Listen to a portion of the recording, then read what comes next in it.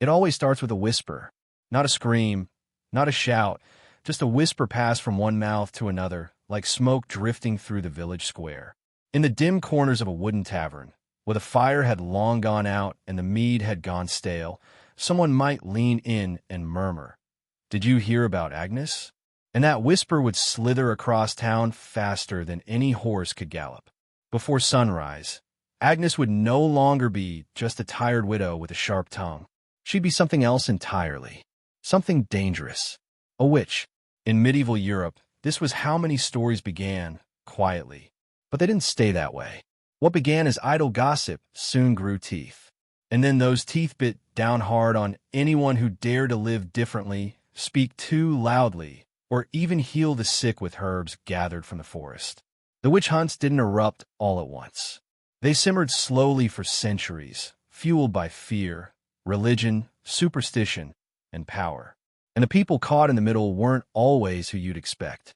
They were mothers, daughters, widows, midwives, and occasionally even men. All it took was one accusation. After that, the truth no longer mattered.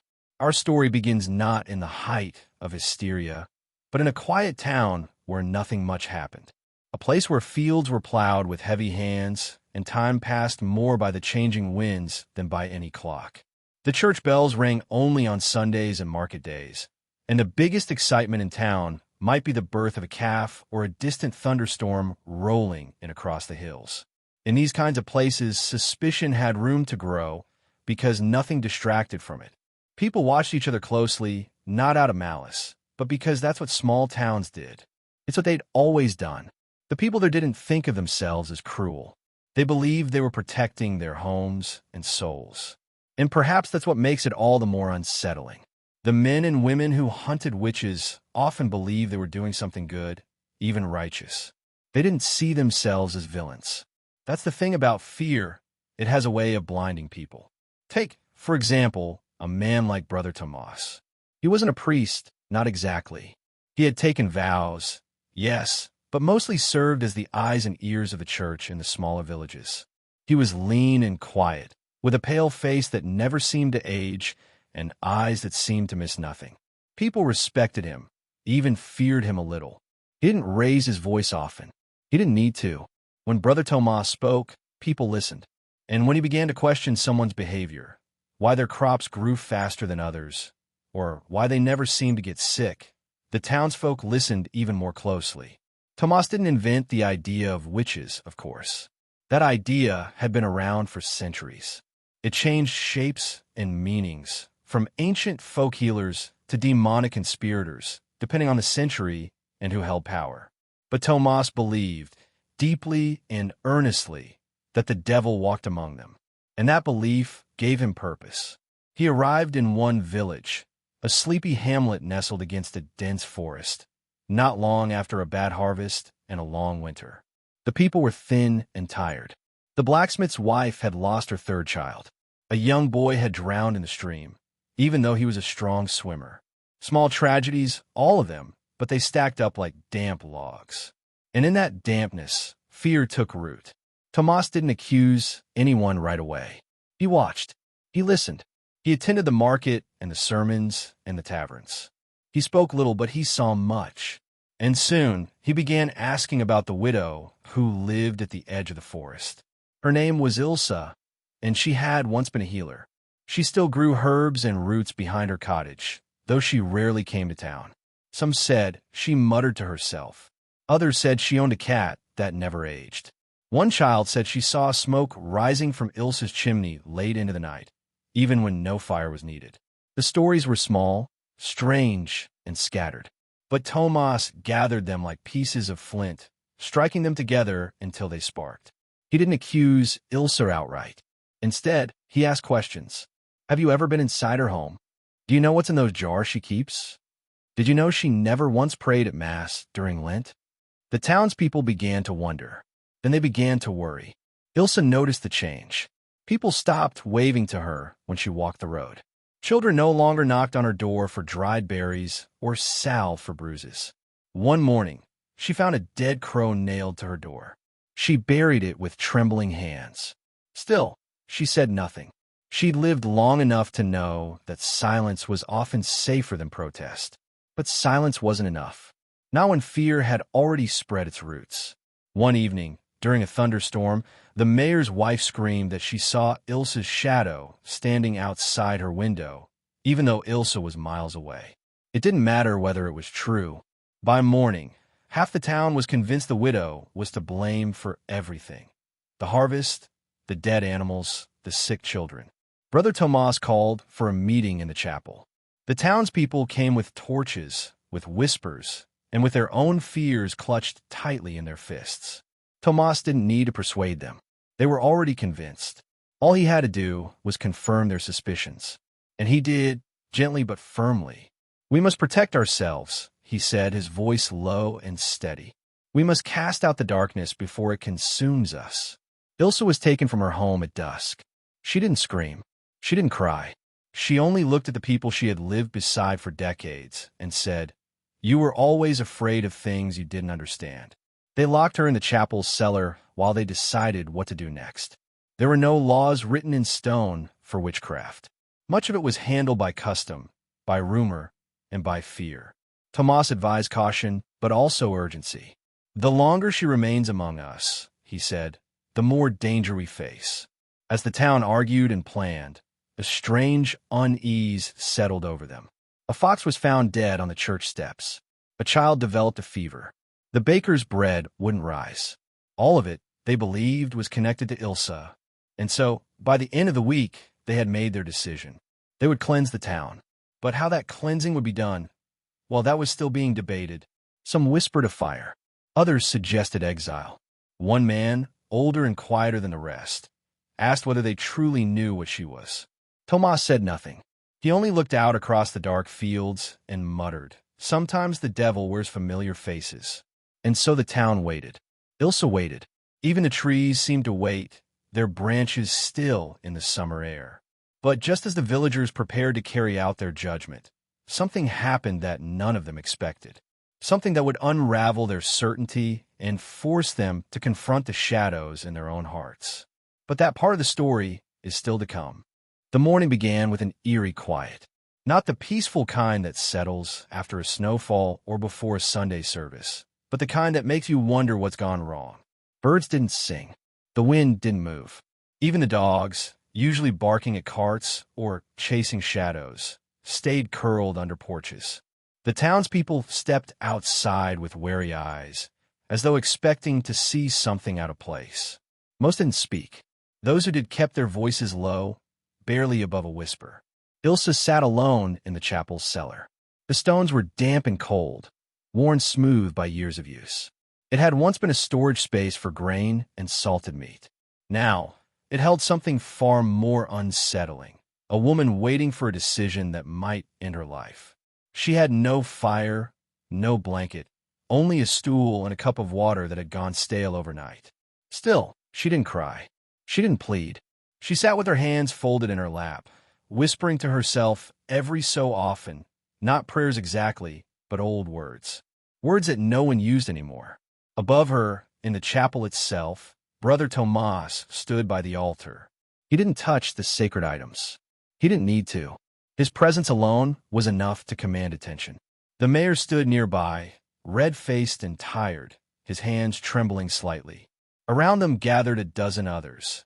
Elders, merchants, a shepherd, the midwife, and the blacksmith. They weren't bad people, just frightened. Tomas spoke first, as he often did. "We cannot delay. Fear weakens faith. Doubt spreads faster than any illness. We must act." The mayor hesitated. "But if we are wrong." "We are not wrong," Tomas interrupted, gently but firmly. "Signs have been given. Warnings. You've all seen them." A few nodded.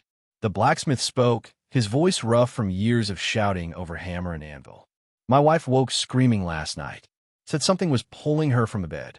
When I lit the candle, nothing was there. But the room smelled like smoke." "That's fear," the midwife muttered, though no one listened. Tomas let the silence stretch. Then he said, "She was found with roots from the forest. Dried bones under her floorboards. Symbols drawn in ash. These are not coincidences. They're herbs and charms," the midwife replied. Folk remedies. Old ways. Tomas turned toward her. Old ways are often the devil's ways. His words echoed. No one responded.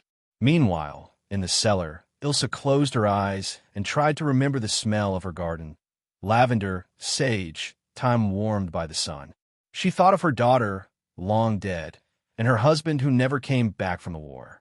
She thought of the young girls she had helped through childbirth, and the little boys she had treated with honey for coughs.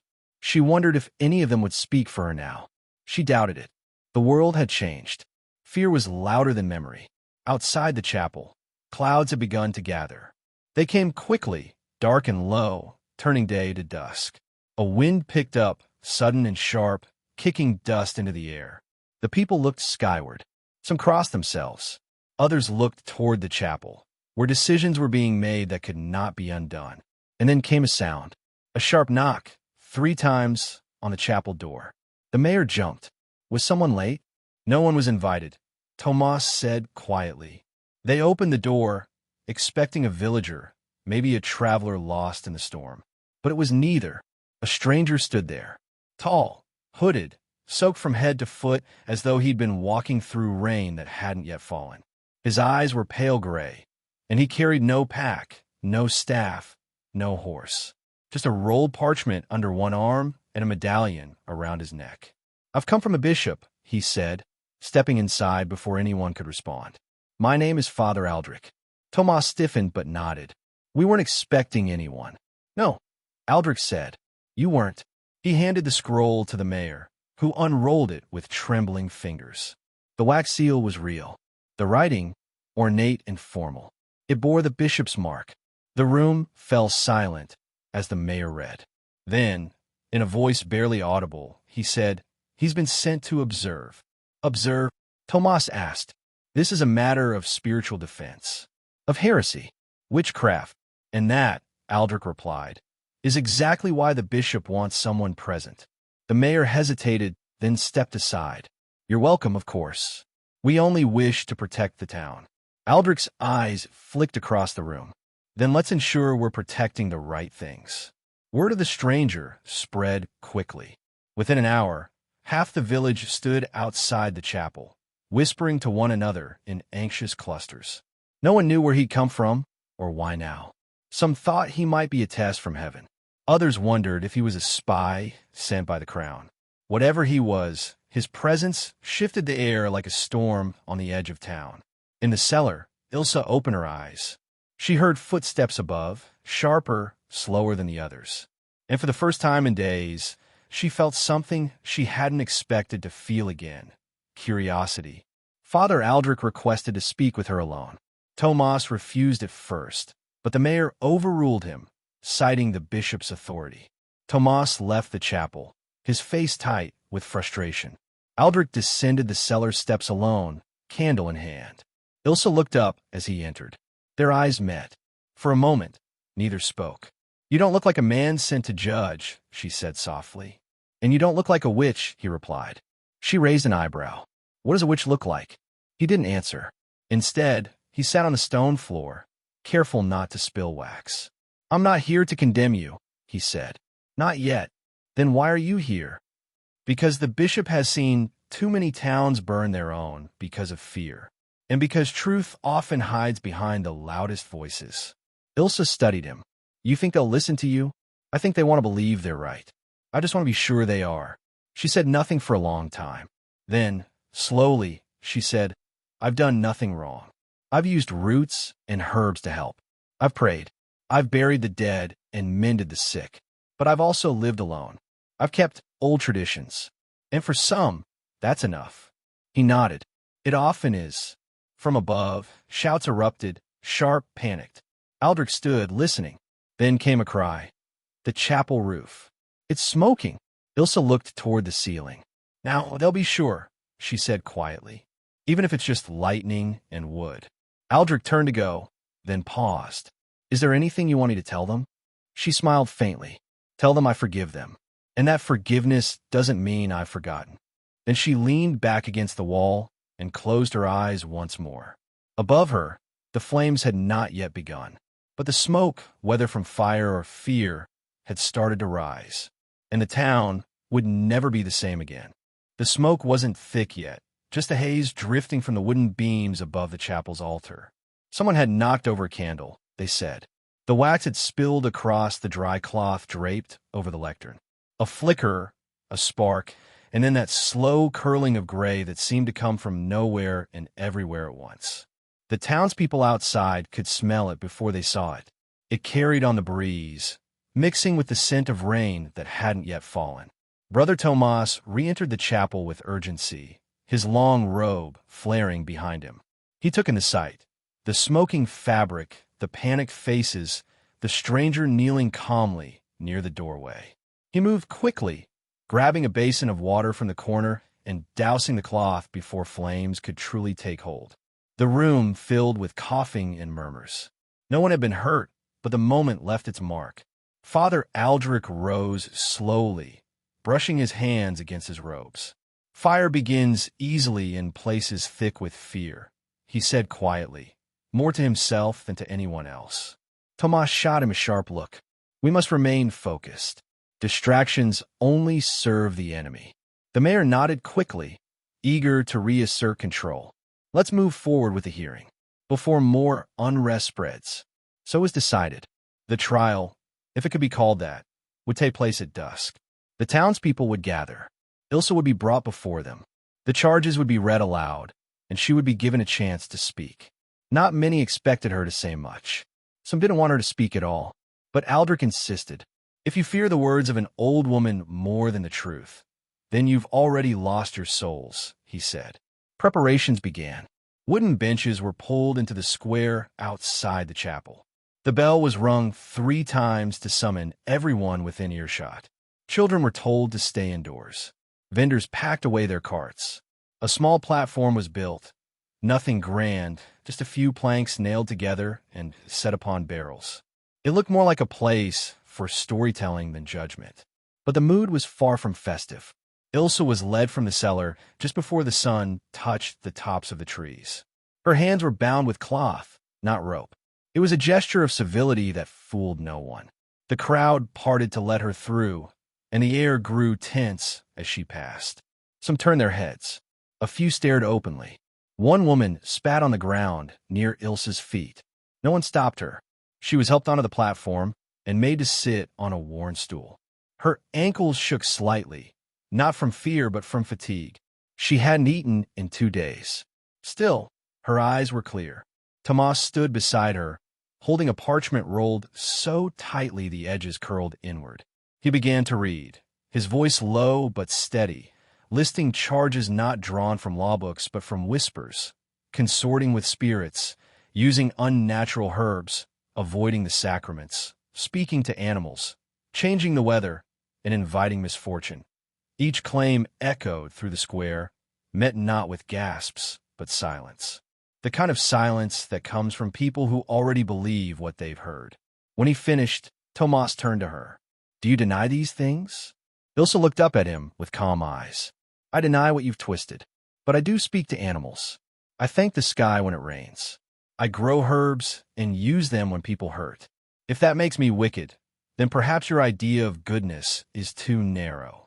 A murmur passed through the crowd. Tomas frowned. "That is not an answer. It's the only one I have." Aldrich stepped forward. "Let her speak fully, without interruption." Tomas hesitated, then stepped back. Ilsa turned to face the crowd. "I remember when many of you came to my door. Some for teas, to help sleep, some for salves when your children burned with fever. You didn't call me a witch then. You called me wise. You called me kind. What changed?" Her voice cracked slightly, but she did not break. "You think because bad things have happened, someone must be to blame. But storms come whether we ask them to or not. Crops fail.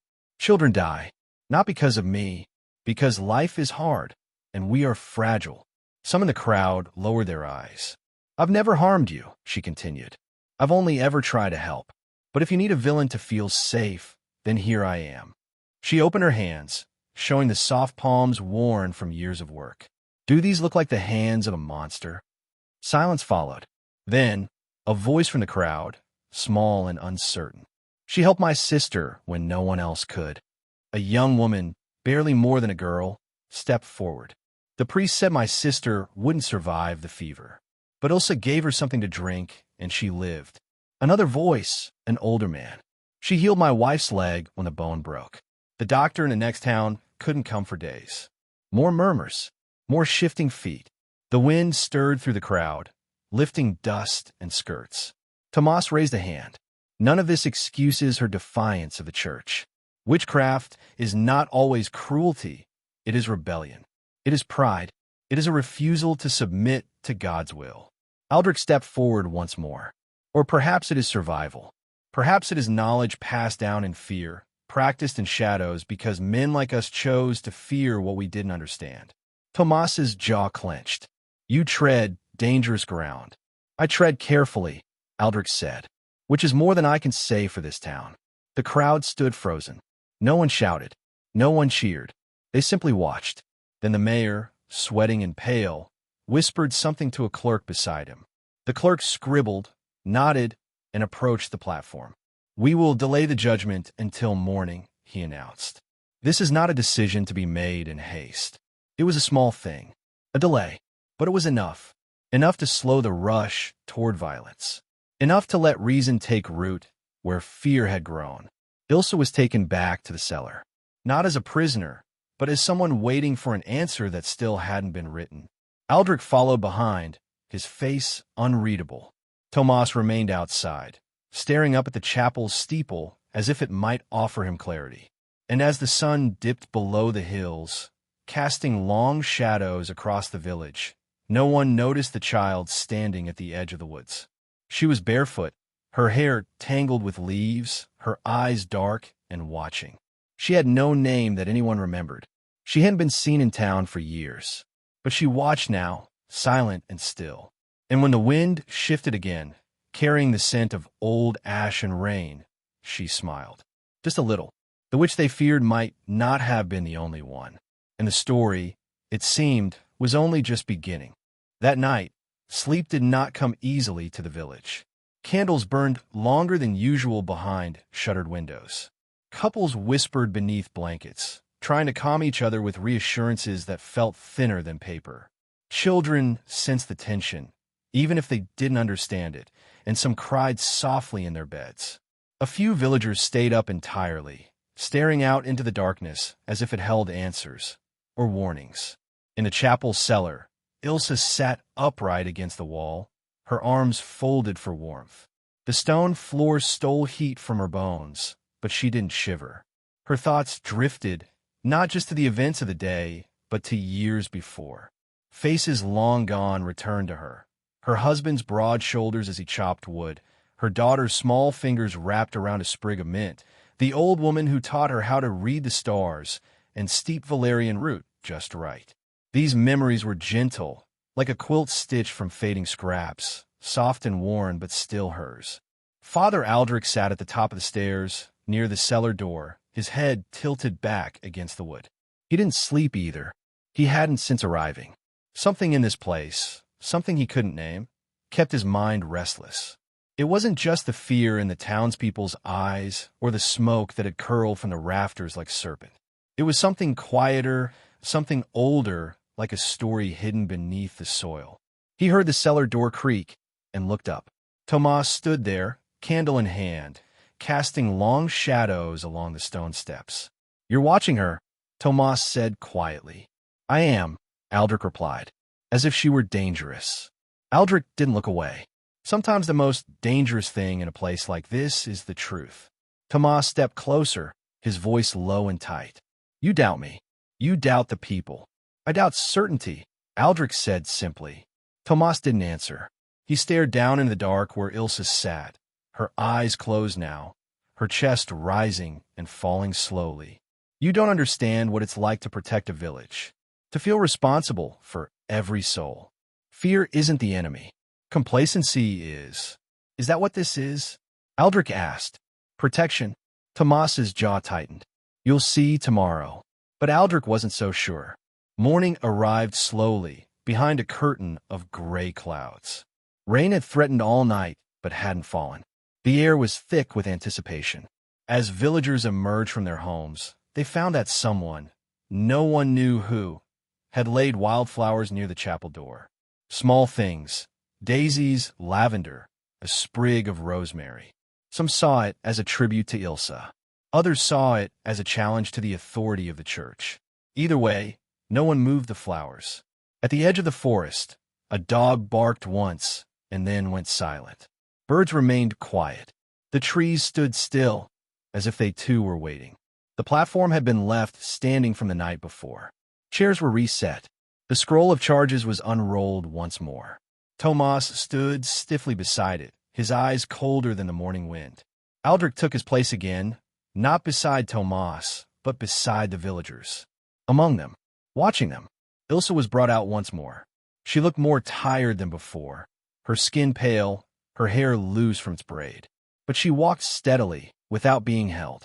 A young boy, barely old enough to carry a candle, offered her a blanket.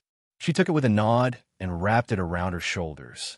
The mayor stepped forward to speak, but before he could begin, someone in the crowd gasped. All eyes turned. A second woman stepped forward from the side of the square. No one had seen her arrive. She was older than Ilsa, perhaps by 10 years, with a crooked spine and silver hair bound in a cloth. She walked with a staff of twisted wood, and her eyes were a startling pale blue. "I know that woman," someone whispered. "She lived in the hills. Years ago." The mayor looked alarmed. "Who are you?" "My name is Marta," she said, her voice calm but clear. "I was once the healer of this town, long before Ilsa took the task." Tomas frowned. "You were banished for defying the church." "I left," she corrected, "before your fear turned into flames." A murmur passed through the crowd again. Tomas looked at Aldrich, but Aldrich said nothing. Marta turned to face the people. "You remember me, or your parents do. When fever came, I stayed. When wounds festered, I cut and sewed. I was called many things. Witch, wise woman, devil's wife. But I was also your neighbor. I held your babies before they had names." She paused, tapping her staff on the wooden planks. "And now you do this again?" To her. "She uses forbidden knowledge," Tomas said. "She consorts with things not of God." "She uses the earth," Marta replied. "The same earth God made." Aldrich finally stepped forward. "If I may speak." The mayor nodded. "I was sent here to observe, to ensure that truth guides judgment, not fear. What I've seen is a village in pain, a town looking for answers, and a woman offering help in the only way she knows how. I ask you, has she cursed you? Has she harmed you with intention? Or are you simply afraid because she is different?" The silence was heavy. Then someone whispered, "She helped me walk again." Another said, "She found a root that saved my baby." A third, "She gave me tea for my grief." Tomas raised his hand, voice sharp. "These are distractions. Blessings don't excuse sin." Aldrich looked directly at him, then let her stand before God, without rope, without fire. "If she is guilty, let heaven decide." Tomas's face flushed. "You mock this process." "I honor it," Aldrich said, "by refusing to twist it into fear." And then the girl from the woods stepped forward. She hadn't been seen in town in years. Some thought she'd moved away. Others whispered that she died. But now she stood at the edge of the platform, silent, barefoot, her eyes wide and ancient. "She came to me when I was lost," the girl said. "When I ran from a home that hurt me. She gave me bread, a place to sleep. She never asked for anything in return." Tomas looked ready to speak, but Aldrich held up a hand. "We've heard enough," Aldrich said.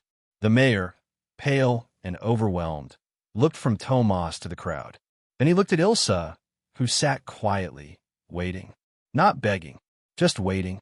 Finally, the mayor said, "There will be no punishment." Tomas stepped forward, eyes blazing. "You would let this stand?" "I would," the mayor said, his voice firm for once. "We cannot punish kindness simply because it wears old clothes." And just like that, the spell of fear broke, not with shouts or celebration, but with a long, shared exhale. A decision made not from anger, but from understanding. Ilsa looked down at her hands, then at the crowd. A tear slipped from her eye, but she said nothing. Marta stepped forward and gently took her arm. Together, they walked away from the platform, but not back to the cellar. Not this time. That night, rain finally arrived.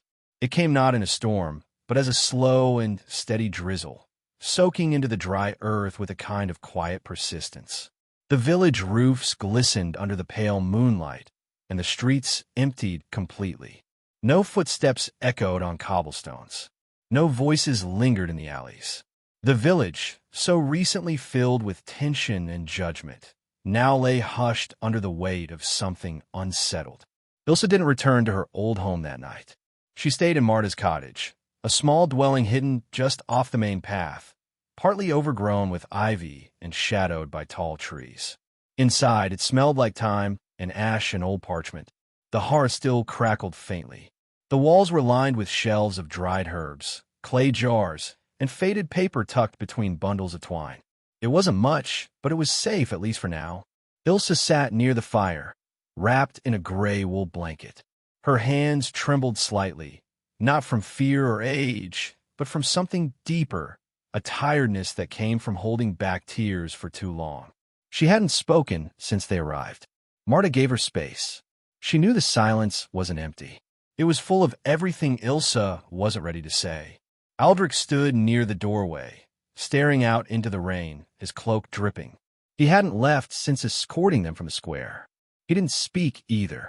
He had watched entire towns tear themselves apart before, but this village had done something he hadn't seen in a long time. It had paused. It had hesitated before crossing a line. But hesitation wasn't the same as change. Not yet. Finally, Marta broke the silence. "You saw it, didn't you?" she asked quietly. Aldrich turned his head. "What do you mean?"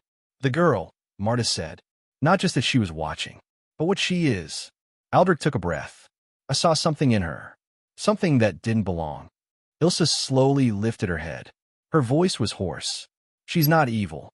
"I didn't say she was," Aldrich replied. "But she's not ordinary." Marta gave a faint nod. "She's tied to this place, to something buried here, long before any of us." The room fell quiet again, except for the gentle rhythm of rain on the roof. Meanwhile, across the village, Tomas didn't sleep. He sat at his desk in the rectory, a single candle burning low, casting long, flickering shadows on the walls. The bundle he had retrieved from the shed lay open before him. Page after page of handwritten notes, faded drawings, and half-burned sigils filled the table. He studied them with a growing unease. These weren't just warnings. They were records, evidence of something older than witchcraft, something that the church had tried to forget. There were names listed. Some had been crossed out. Others were circled. Symbols appeared repeatedly. A serpent coiled around a tree, a hand with 3 fingers, and a mark shaped like a spiral carved into stone. Some were drawn beside familiar locations, the old well, the edge of the forest, even the chapel itself. Tomas leaned closer to a note scribbled in red ink. "The girl is the key. If she returns, the ground will remember. Keep her from the circle." He leaned back, rubbing his eyes. What did it mean? Who wrote these words? And why had they been hidden so deliberately? He had studied doctrine for years, learned the teachings, memorized the prayers. But this felt like something far older than Scripture, and far more dangerous. As dawn approached, the rain eased to a fine mist. The village remained quiet, its people still wrapped in restless sleep. But far beyond the square, at the very edge of the woods, a soft humming began, low and steady, like a lullaby carried on the wind. The girl stood there again, barefoot, hair damp. She moved through the trees with the silence of a shadow. Where her feet touched the ground, small plants began to sprout, barely visible but real. Green shoots rising from dead leaves. The humming grew louder. She came to a clearing, nearly forgotten by the villagers. Overgrown, hidden behind a thicket of thorns. At the center was a circle of stones, blackened by fire long extinguished. Most had crumbled with time, but one remained upright, and carved into it was the spiral, the same mark from Tomas's documents. The girl stepped into the circle and knelt. She placed her hand on the stone, and the ground pulsed beneath her fingers. It was faint, but it was there, a vibration like a heart beating beneath soil. The earth seemed to breathe once, drawing in air through roots and moss. Then all went still again. She didn't smile. She didn't speak. She simply rose, turned, and vanished once more into the trees. Back at Marta's cottage, Ilsa stirred. Her eyes snapped open. Her breath caught. She sat up suddenly, clutching the edge of the blanket. "What is it?" Marta asked. "She's awakened it," Ilsa whispered. Aldrich stepped forward. "What do you mean?" Ilsa turned to face him, her face pale. "The circle. The stones. The soil remembers what was buried in it." Marta crossed her arms. "It was never just superstition. The old ones, they bound something there. Long ago. Before the village, before the chapel. It slept for generations. And now?" Aldrich asked. Ilsa looked out the window toward the forest. "Now it's listening." Tomas, still in his study, lit another candle and opened a blank page in his journal. He began writing slowly, trying to make sense of what he had read. He didn't notice the wind shifting outside. He didn't hear the faint sound of humming, growing just slightly louder, drifting through the open window. In the village, nothing looked different. But something had changed. Beneath the cobbled streets, under the fields and homes, the ground had begun to stir. Not violently. Not yet. Just enough to remember. The following morning dawned with a strange clarity. The clouds had thinned, leaving streaks of pale gold across the sky, but the village felt no lighter. It was as if something had pressed against it during the night, a slow, invisible hand resting on every rooftop, every wall, every closed door. People moved about quietly, their conversations short and their eyes always glancing toward the trees. The girl hadn't been seen again, but her presence lingered in every silence. Ilsa rose early. She stood outside Marta's cottage, wrapped in her shawl, watching the edge of the forest like someone expecting a message carved in mist. The birds didn't sing that morning. Even the air felt different, heavy but not cold. Aldrich joined her with a cup of boiled root tea. He handed it to her without a word, then stood beside her, following her gaze toward the woods. "You felt it too, didn't you?" she asked. "I didn't sleep," he replied. "It's not just fear anymore. There's something real, something under the surface." Ilsa nodded. The circle was only ever meant to hold it back. But time weakens even the strongest bindings. She didn't wake it on purpose. She called it without knowing. Who was she? Aldrich asked again, more gently this time. Ilsa thought for a moment. She was born under a moonless sky. I remember because the night was so quiet, it scared the midwives. No dogs barked. No wind blew. The river stopped making sound. It was as if the world was waiting for her to arrive. Was she yours? No, she was never anyone's. She was left at the edge of the village 2 days after that night. A blanket wrapped around her, soaked from dew. No name, no mark, just left. I was the one who found her. I brought her to the chapel, but they wouldn't take her. Said there was no record of a birth. No one claimed her. So she stayed with me for a while. Then she disappeared, and now she's back. Ilsa didn't answer. She didn't have to. Back in the village square, Tomas stood at the chapel door as the townspeople began to gather. He had sent a message the night before. One that simply said, "There is more you need to know." No one understood what he meant, but curiosity still had its grip. They came in pairs and small groups, reluctant but alert. Something had shifted in the air, and they wanted to know what came next. Inside the chapel, Tomas unrolled the parchment he had uncovered, the pages that hadn't seen light in decades. He spread them across the altar, then looked out at the faces in the pews. Familiar people, ordinary people. He had baptized their children, blessed their marriages, buried their parents. But today, they didn't look at him with certainty. They looked at him with questions. "There's a story older than any of you," he began. "Older than this chapel, older than this village. Before we built walls, before we tilled these fields, something was buried here." A murmur moved through the crowd. He held up one of the pages, aged and torn at the corners. "These records," he said, "were kept hidden, not because they were false, but because they frightened the ones who wrote them. Generations ago, there was talk of a child born without a cry, a child left at the forest's edge. Wherever she went, the land changed. Trees twisted in her path. Streams ran in reverse. Animals followed her and refused to eat." He paused, letting the silence settle before continuing. "They feared her, and they built a circle of stone, blackened by fire, and bound her presence there. Not her body, her essence, her name, her echo. They passed this knowledge in whispers, and eventually they stopped speaking of it at all. People shifted uneasily. Some crossed themselves. Others stared at the floor. "She's back," Tomas said simply. And the circle, broken by time and forgetfulness, no longer holds. A hand rose in the back. It was the baker's wife. "What do we do? If she's a danger?" "We watch," Aldrich said, entering from the back, his voice quiet but steady. "And we learn." All heads turned. Tomas frowned. "Watch and learn? What if it's too late?" "Then fear won't save us," Aldrich replied. The room quieted, not in agreement but in caution. Meanwhile, Ilsa stood at the edge of the forest again. Alone this time. Her breath came slow, her hands at her sides.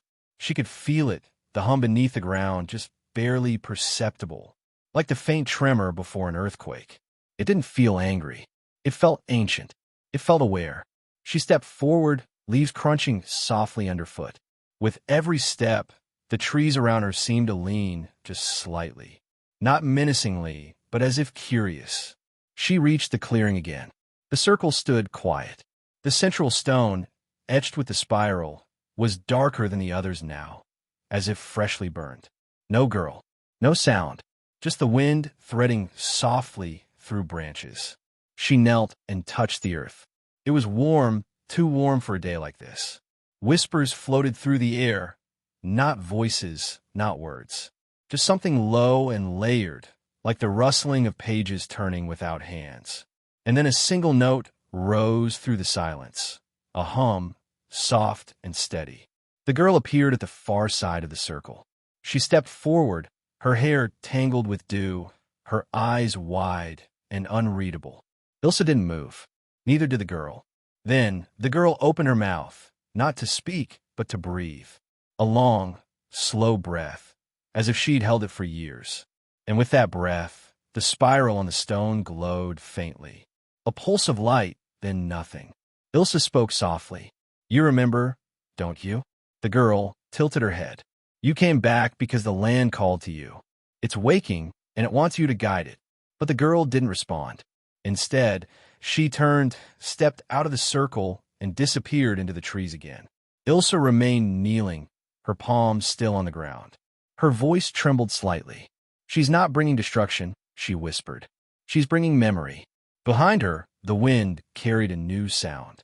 Faint at first, then clearer. Footsteps. Aldrich stood at the edge of the clearing, watching her with calm eyes. "You saw her," he said. "She doesn't speak with words," Ilsa replied.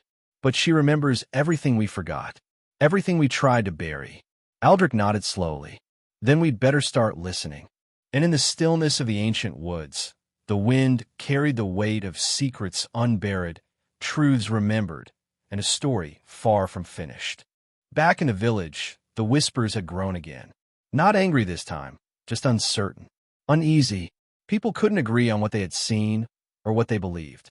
Some said the girl was a lost soul, others that she was a spirit of the forest, returned to finish something left undone. A few clung tightly to old warnings, repeating the words their grandparents once mumbled after too much mead. "The land remembers what we forget, and what we bury never stays buried." Most simply kept their heads down, hoping it would pass, like a fever or a long, strange dream. Tomas wasn't ready to let it pass. He had spent the last 2 nights studying every page he'd recovered from the hidden bundle, tracing symbols with trembling fingers, comparing notes he once dismissed as folklore. It all came back to the same thing, something sealed beneath the village, something never meant to wake. The girl was connected, yes, but it was the ground that worried him now. The earth itself, pulsing with memory, soaked in forgotten rituals and unfinished rites. He didn't trust Ilsa. He didn't trust Aldrich either, not anymore. They had stood against him in the square, and the people had listened. That shook him more than anything. If faith could be bent so easily, what else might crumble? Still, Tomas wasn't without his own allies. One of them was Oswin, a woodsman who rarely spoke and often drank but knew the forest like his own skin. Tomas sent for him quietly, away from curious eyes. When Oswin arrived, muddy boots and thick beard dripping from rain, Tomas handed him a drawing, one of the symbols from the parchment. "Have you seen this?" Tomas asked. Oswin stared at it for a long while. Then he nodded once. "Etched into the stone near the dried spring, where nothing grows." Tomas leaned forward. "Take me there." They left under cover of dusk, when most of the village had gone indoors. No one saw them slip into the woods, and no one noticed the trail of small, green shoots that began to follow the girl wherever she walked. Elsewhere, Aldrich wandered the village slowly, noting what had changed. There was a crack near the chapel's foundation, small but new. The stone wall behind the baker's shop had shifted slightly, leaning inward as if pulled. And the old well, long sealed for safety, now carried the faint sound of dripping water again, though no rain had fallen near it. Things were stirring beneath their feet. He spoke to the midwife, then the blacksmith, then the brewer's widow. Quiet conversations, all leading to the same conclusion. Each of them had felt it, something beneath the village watching them, not with eyes but with memory, a weight in their dreams, a rhythm in their bones. Even those who dared not say it aloud knew. Something was moving under the surface. Meanwhile, Ilse sat with Marta in the cottage, grinding herbs into powder, trying to keep her hands busy. She wasn't sure why, but it brought comfort. Marta added dried lavender to the bowl without a word. They worked like they had years ago, when fevers came in waves and no one asked where the remedies came from. "Do you think it's punishment?" Marta asked quietly. Ilse paused. "No, I think it's balance. You believe she came to heal." Ilse nodded slowly. "Or remind us of what we broke." "Maybe both." Marta glanced toward the door. The girl didn't speak. But I heard her, not in words, in feeling. And it wasn't anger. It was sorrow. That night, while the village slept beneath uneasy dreams, Tomas and Oswin reached the stone. It stood taller than most, blackened and smooth, with a spiral etched deeply into its center. Nothing grew near it. The ground was cracked, dry, and strangely warm. Tomas knelt beside it, pressing his palm to the soil. It pulsed. Oswin stepped back instinctively, crossing himself. "That's not right." Tomas reached for the flask at his side, uncorked it, and poured a thin line of holy water along the base of the stone. The water hissed as it touched the soil, steaming faintly. Then a sound, deep and hollow, like a door creaking open far below the ground.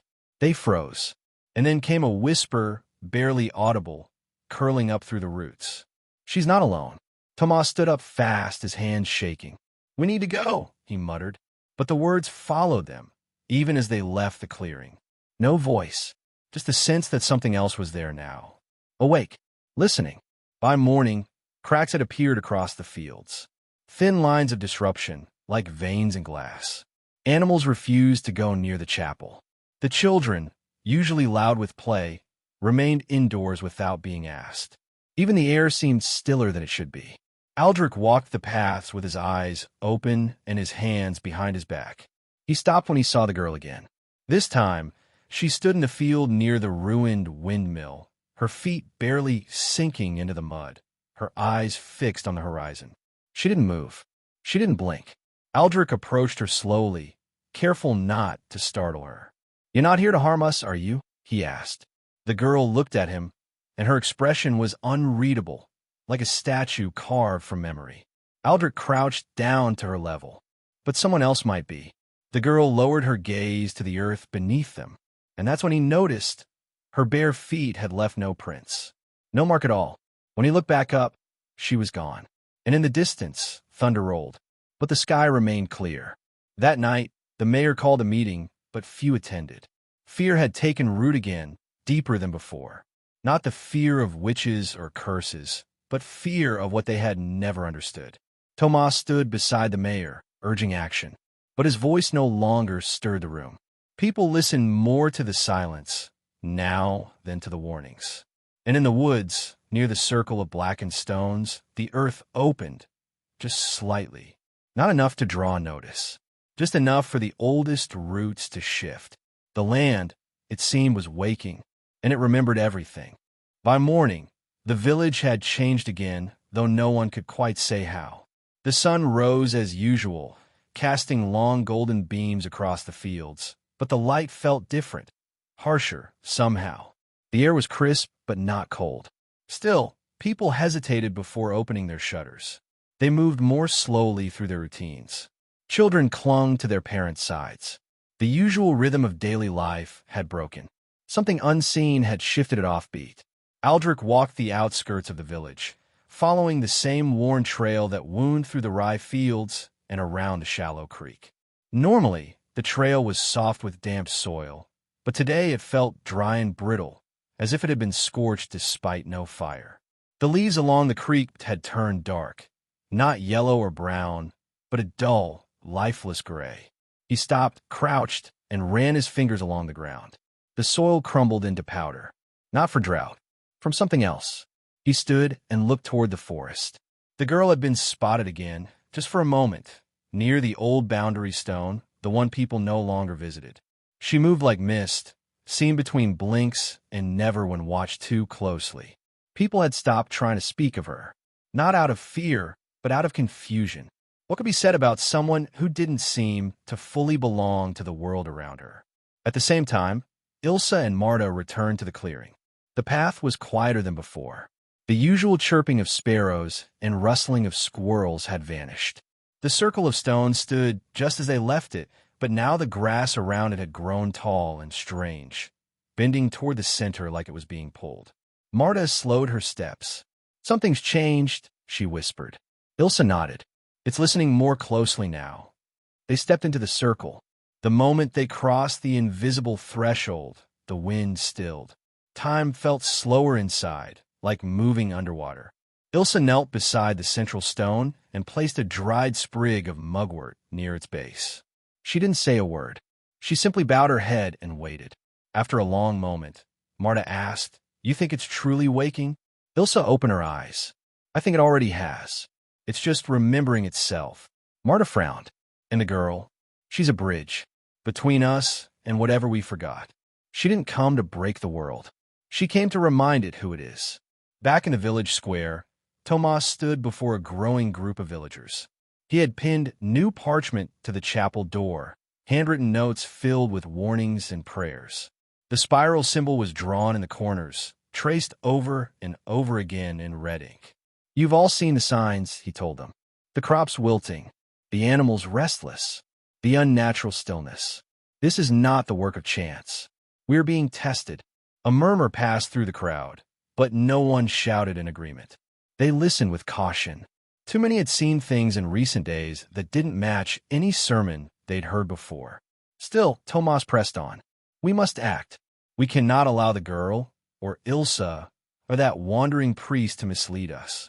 The old spirits, whatever they are, were sealed for a reason." "Sealed by who?" someone called out.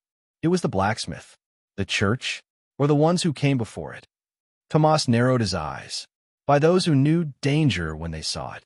But the blacksmith didn't back down. "Maybe they sealed it because they didn't understand it."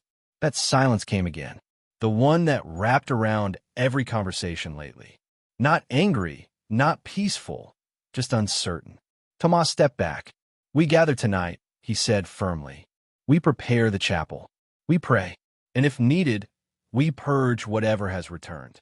Later, Aldrich met with Ilsa in the shade behind Marta's cottage. The birds had returned, but they sang low and slow, as if mimicking the mood of the land. Aldrich looked tired. His eyes were shadowed, but his voice was steady. "They're going to act," he said. "Tomas is pushing for something drastic. He's drawing lines." Ilsa gave a sad smile. "He always was afraid of anything that didn't fit in his book. He believes he's protecting them." "So did those who built the stones," she replied. "Fear always comes dressed as duty." They sat for a moment, listening to the wind. "I spoke with the midwife," Aldrich said after a pause. "She told me something strange. The village has had fewer births in the last year. More miscarriages. No one's sure why." Ilsa's brow furrowed. "That's not chance." "I thought the same. The balance is off." Ilsa looked toward the hills. "If the land is remembering, then maybe it's trying to cleanse what was forgotten." The things that were buried weren't just spiritual. They were real. Roots and bones. Seeds and scars. That evening, The village chapel glowed with candlelight. Tomas had arranged a ceremony, more solemn than celebratory. People sat shoulder to shoulder, clutching rosaries and prayer cloths, whispering old hymns as Tomas lit incense. The air grew thick with smoke and nervous expectation. Tomas stepped before them, his voice low. We must not be passive in the face of corruption. We must reclaim this ground before it claims us. Outside, the forest watched in silence. And at the very edge of the chapel shadow, the girl stood again, unmoving, barefoot, her hair lifted by a breeze no one else felt. She looked toward the doors, not as someone seeking to enter, but as someone remembering something that happened there long ago. And far beneath the chapel floor, deeper than roots, deeper than water, something pulsed once. A slow, distant heartbeat, not human, not entirely awake, but remembering, still remembering. And the night, though quiet, carried the weight of a story that had never truly ended. As the sun dipped below the hills, the village became a patchwork of flickering lights and hushed tension. Inside the chapel, the final hymn had ended, and the room sat in uneasy silence. The air was dense with candle smoke and the sweet, overwhelming scent of the incense Tomas had burned in thick trails around the pews. People stayed seated longer than usual, uncertain whether they had just participated in a protection ritual or a farewell. Tomas stepped down from the altar, his robe swaying as he walked slowly to the front doors. He paused before them, his hand hovering over the iron handle. Outside, the night had grown darker than usual. No moon was visible through the thin mist curling along the ground. It wasn't fog exactly, more like breath, a slow exhale from the land itself. He opened the doors with a steady hand.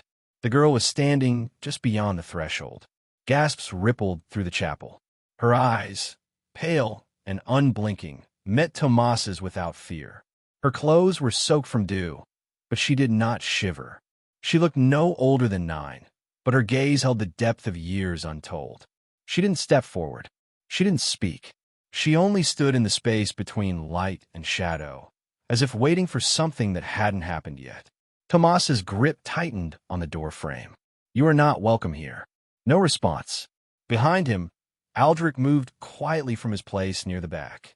His cloak brushed the pews as he passed, his steps deliberate and calm. He said nothing to Tomas as he approached. Instead, he crouched just outside the doorway, eye level with the girl. I know you remember, he said softly, but they don't. Not yet. They forgot everything you were made to carry. She blinked once. Aldrich extended a hand, not to grab, not to command, just open. You don't have to stand alone. She looked at his hand. Her expression didn't change, but something in the stillness of the moment shifted. A leaf dropped from the chapel's roof and landed between them. Then, without a word, she turned and walked away. Tomas turned to Aldrich. You should not have done that. She wasn't here to enter, Aldrich replied. She came to see if anyone remembered how to meet her halfway. And with that, he followed the girl into the night. The crowd inside stayed frozen for several seconds. Then whispers began. Uneasy, fragmented sentences about curses and ghosts, saints and shadows. Tomas slammed the door shut again. The candles trembled slightly with the force. Outside, Aldrich followed the girl as she led him beyond the village boundary, past the windmill, past the ancient well, until they reached the standing stones once more. The wind here whispered differently. It no longer howled. It didn't push or pull. It listened. The girl stepped into the circle and placed her hand on the central stone again. It glowed faintly beneath her touch, not a firelight glow, but something more ancient, a memory of warmth, a forgotten sunrise. Aldrich stepped closer, but did not enter the circle. Why are you here now? He asked. She turned her head slowly. Then, in a voice no louder than a whisper, she spoke. To finish what they couldn't. It was the first time Aldrich had heard her speak. Her voice was soft, but carried weight, like a song that lingered even after silence returned. Who are they? He asked. She turned back to the stone. Her hand pressed harder now, and the earth beneath her feet pulsed faintly. The ones who buried it. Who buried me? Aldrich's breath caught in his throat. He watched as the girl knelt and dug her fingers into the earth. She didn't tear or scratch. She touched it gently, like someone trying to wake an old friend. The ground responded, a low vibration, like thunder rolling far beneath the soil. Not dangerous yet, just there, reminding them that it had never really left. In the distance, Ilsa stirred in her sleep. Her dreams were full of images she couldn't explain. A flame burning in reverse. A tree with roots reaching upward. A circle of voices chanting in a language older than time. She woke suddenly, drenched in sweat, gasping for breath. Marta was already awake, sitting at the table, grinding something into a thick paste. "You felt it, didn't you?" Marta asked without turning. Ilsa nodded slowly. "She's not waking it. She's becoming it." Marta stopped. "Then we have less time than we thought." By morning, the village had changed once more. Not visibly, not loudly, but something had shifted again. The animals were gone. No birds, no cats in the alleyways, no dogs barking at dawn. The well water tasted strange. The chapel bell cracked straight down its center, though no one had rung it. Children didn't go outside that day. Adults spoke in whispers, if at all. Tomas held mass at noon, but only 6 people came. And at the edge of the forest, a tree that had stood for over 100 years began to bleed sap the color of rust. Aldrich stood near the clearing, watching the girl. She was still kneeling, still silent. The spiral had deepened in color, now faintly pulsing with a reddish hue. "She's drawing the memory up," Aldrich said aloud. "Not the power, the memory." Behind him, Ilsa arrived, winded from walking fast. "She's not the threat," Ilsa said. "She's the mirror." He looked at her. "She's showing us what we buried," she continued. "All the pain, all the fear, all the lies passed down as law. She's not destroying the village. She's making it see itself." "But how far does it go?" Aldrich asked. "What happens when everyone sees?"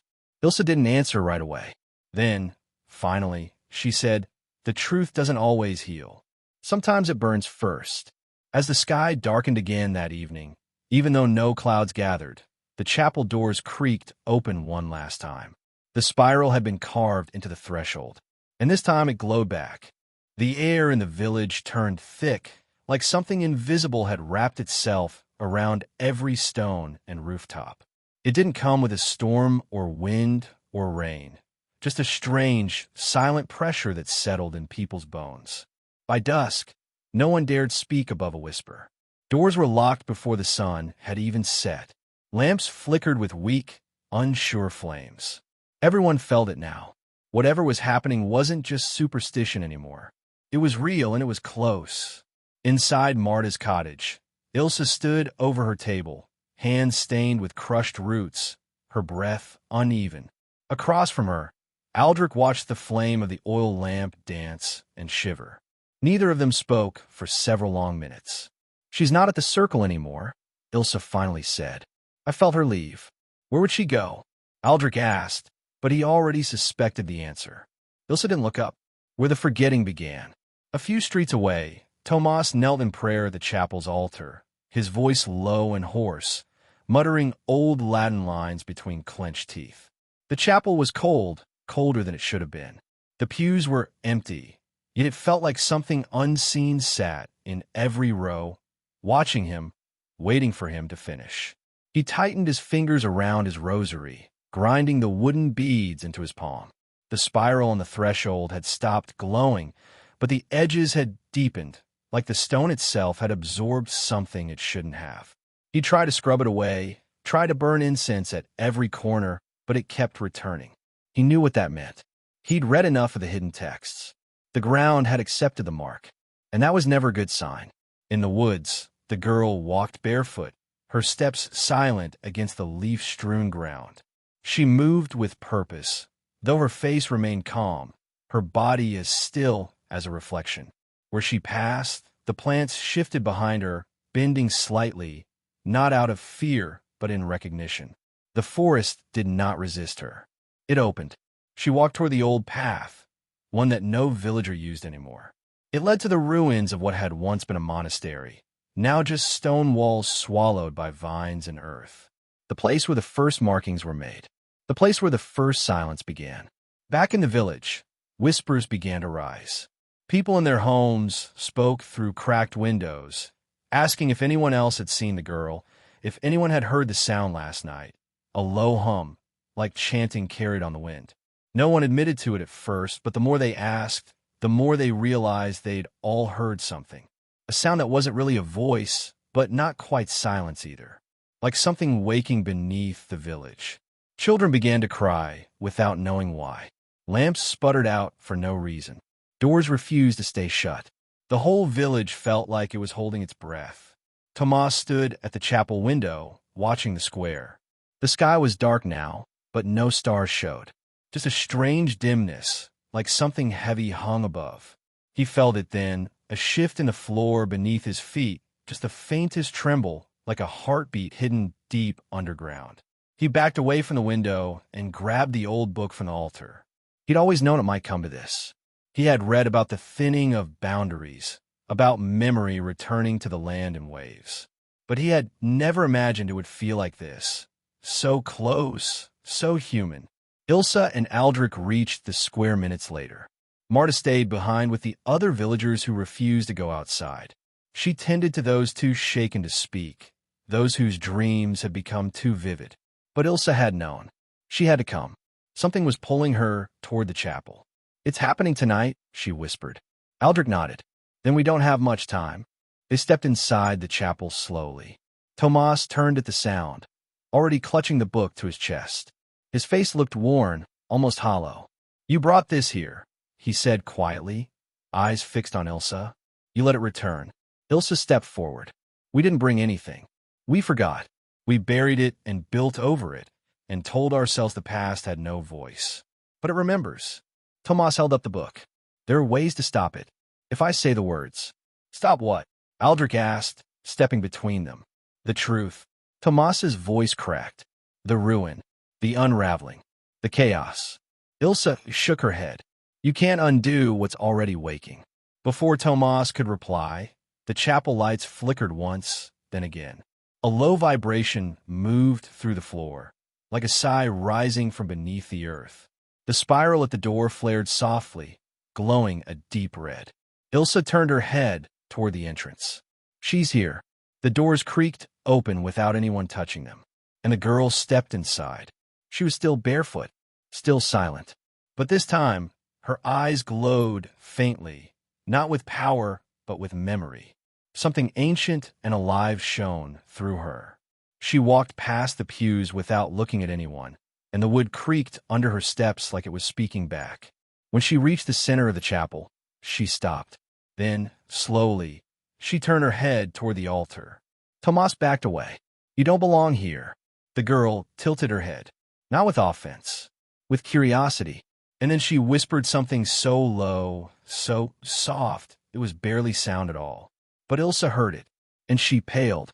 "She's not talking to us," Ilsa said. "She's talking to it." Beneath their feet, the stone floor cracked once. A thin line split down the center of the aisle. Then came the hum again, rising, not from her lips, but from the chapel walls, the floor, the earth itself. A sound not meant for ears, but for memory. The chapel began to shake, and everything they had forgotten was about to return.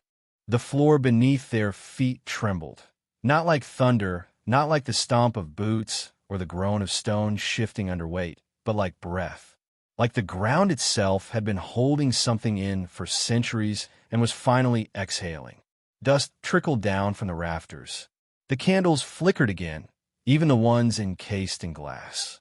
The spiral etched into the doorway now glowed steadily, a deep crimson pulsing with the rhythm of something buried long ago, but never truly dead. Ilsa stepped back from the girl, her mouth slightly open, her hands loose at her sides. She could feel it in her chest, the humming, the vibration, the weight of old voices returning, of stories that had been silenced, rising now not in words but in feeling. Tomas dropped the book. It landed flat on the stone floor, the pages splaying open. But no one looked down. Their eyes were all fixed on her.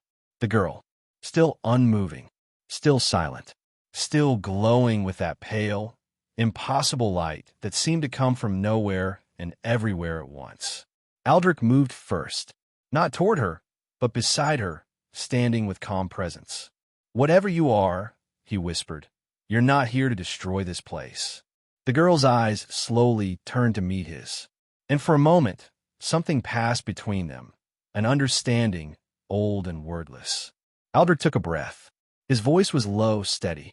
This chapel was built on forgotten ground. Not cursed, not wicked, just ignored. And you've come to remind it. She didn't speak. She didn't need to. The hum deepened. Cracks spread across the chapel floor, like veins in marble. Not violent, but deliberate. The pews began to creak and shift. One by one, their legs groaned and bent, as if the wood itself were stretching, remembering it once grew wild in a forest no one remembered planting. The altar cracked down its center. Tomas stumbled back, hands shaking, muttering prayers under his breath now. Not strong, righteous chants, but confused, desperate lines he'd learned long ago and never thought he'd need like this. Ilsa knelt, not in fear, not in submission, but in respect. "This place was never ours," she said quietly. "We took the land, built over its bones, and forgot the names that once meant safety, warmth, balance. She hasn't come to punish. She's come to remind the earth how to breathe." At that, the spiral on the threshold pulsed brighter, just once, then faded completely. And everything stopped. The humming, the vibration, the light in the girl's eyes. The cracks ceased spreading, and silence, absolute and impossibly deep, filled the chapel like water rising in a stone bowl. Then, as if someone had turned a page in a book only she could read, the girl blinked once and turned around. She walked back down the aisle slowly.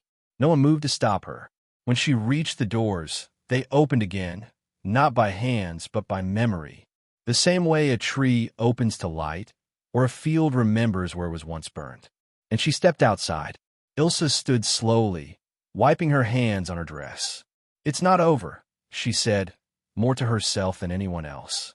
"It's only begun." Aldrich looked around the chapel. "What do you mean?" "She didn't fix anything," she replied. "She reminded the land of what happened. She returned the memory. What we do now, that's the real test." Outside, the village was still, but not empty. People stood at their windows, staring out at the night, faces pale and tired. Some clutched charms, some prayer books, some nothing at all.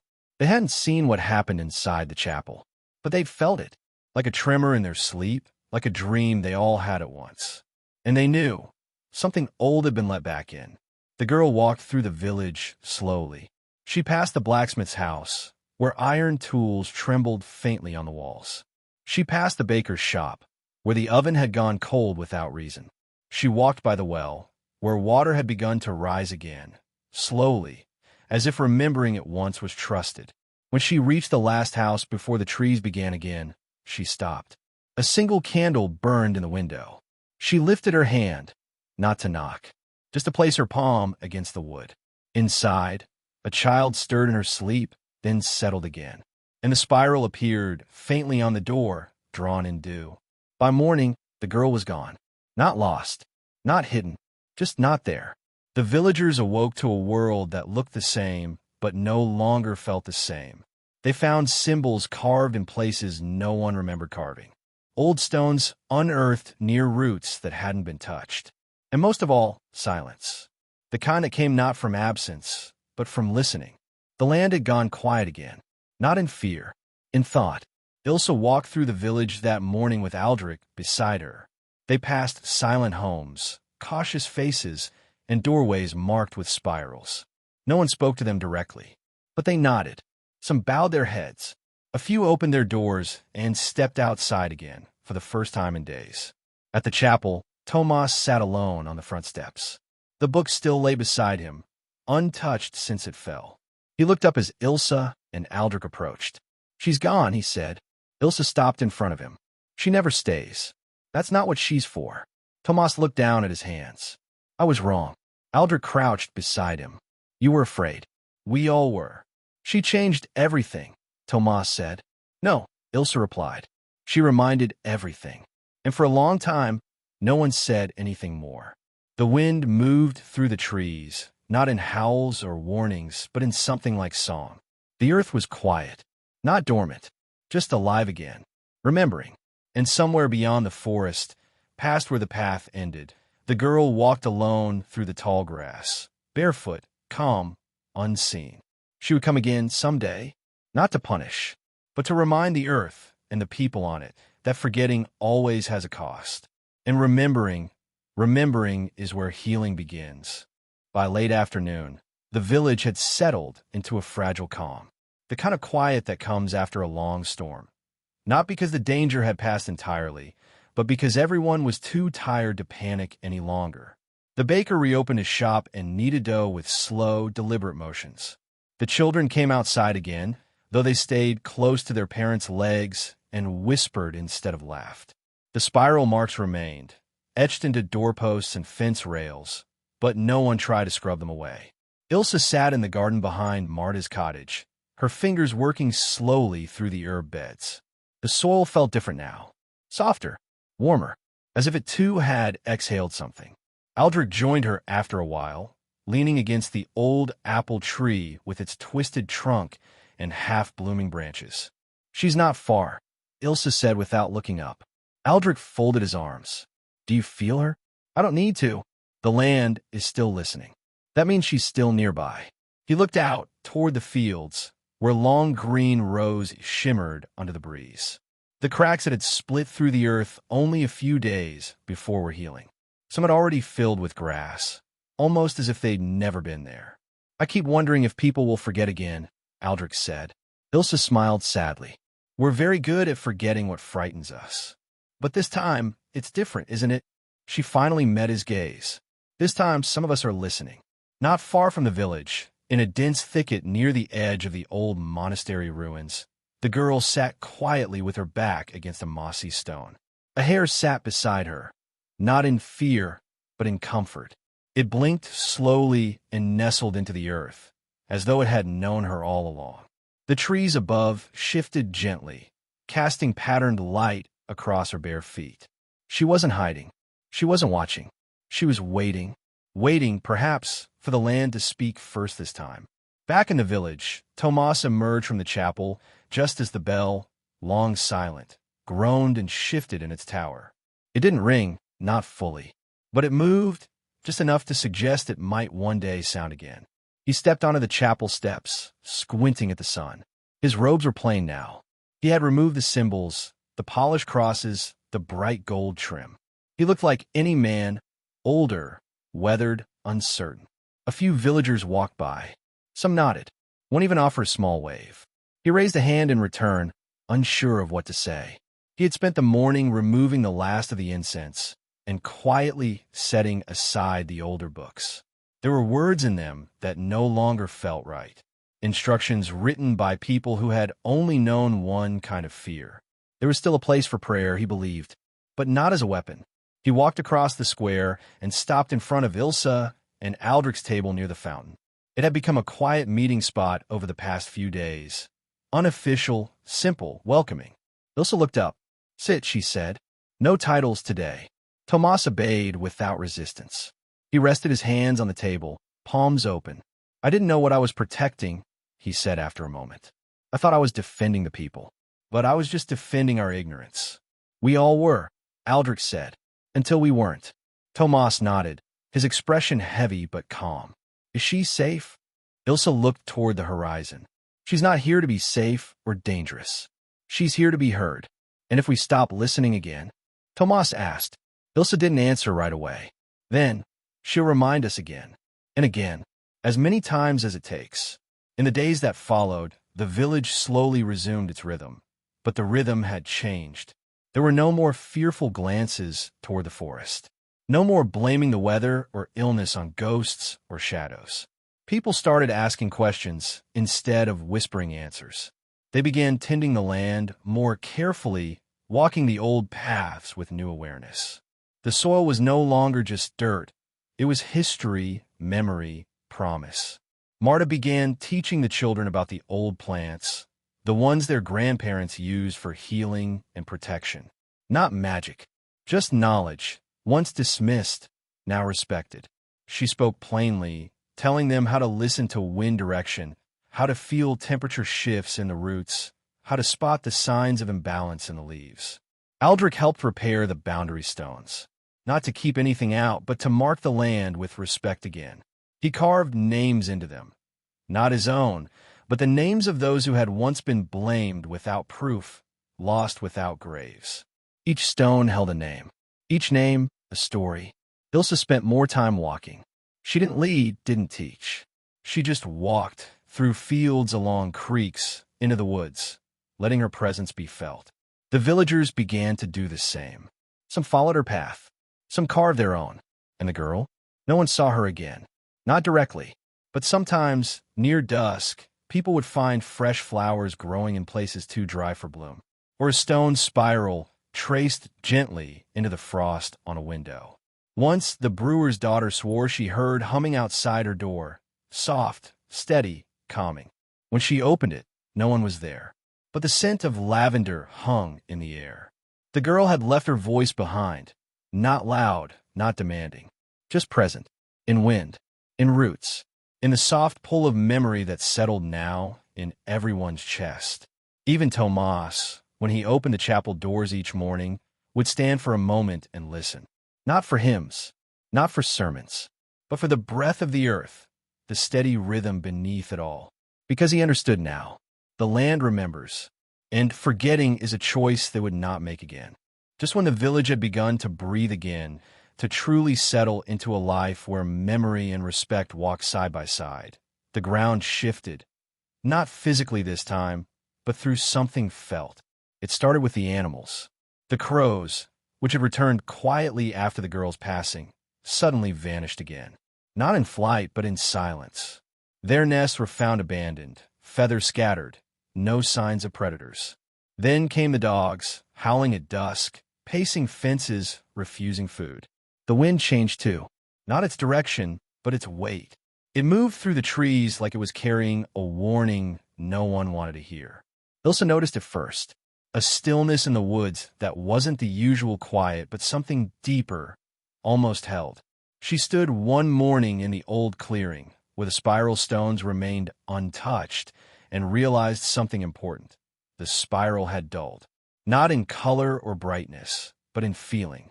It had gone cold. That frightened her more than anything. Aldrich came to her later that afternoon, his face pale beneath the brim of his cloak. "One of the boundary stones is gone," he said. Ilsa straightened slowly. "Gone." He nodded. Not moved. Not cracked. Gone. Nothing left. Just roots. For days they searched the nearby paths, asking quietly if anyone had noticed anything strange. Most shook their heads, but one man, a traveling herbalist who passed through once a season, spoke of something odd he'd seen 2 nights earlier. A figure, not the girl, walking along the edge of the forest, just outside the eastern ridge, dragging something heavy wrapped in cloth.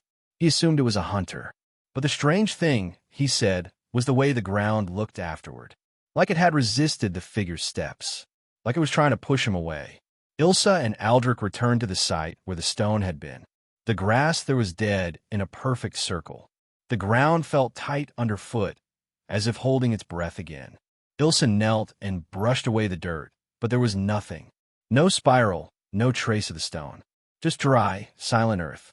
Later that evening, the spiral marks on villagers' doors began to fade. Slowly, like being washed by invisible rain.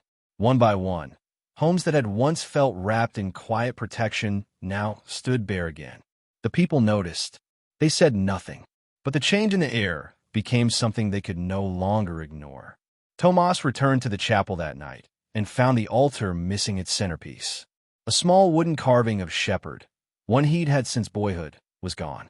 Not stolen, just missing. In its place was a patch of dirt, loose and damp, as though something had recently been buried and then unearthed. He didn't call a meeting. He didn't prepare a sermon.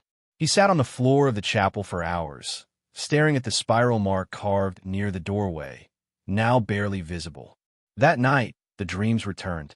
Marta awoke, gasping, sweat pouring down her face, her bedsheets twisted tight around her. She clutched her chest and wept, not from fear, but from recognition. The dream hadn't been a nightmare. It had been a memory, one she didn't know she had. A girl being led away from the old monastery, hands bound in vines, her mouth closed not by force, but by grief. A group of villagers standing still, watching, unsure whether to stop it or not. In a dream, Marta had been there, but she was also herself, and she understood something awful. What had been awakened by the girl wasn't just old magic or buried truth.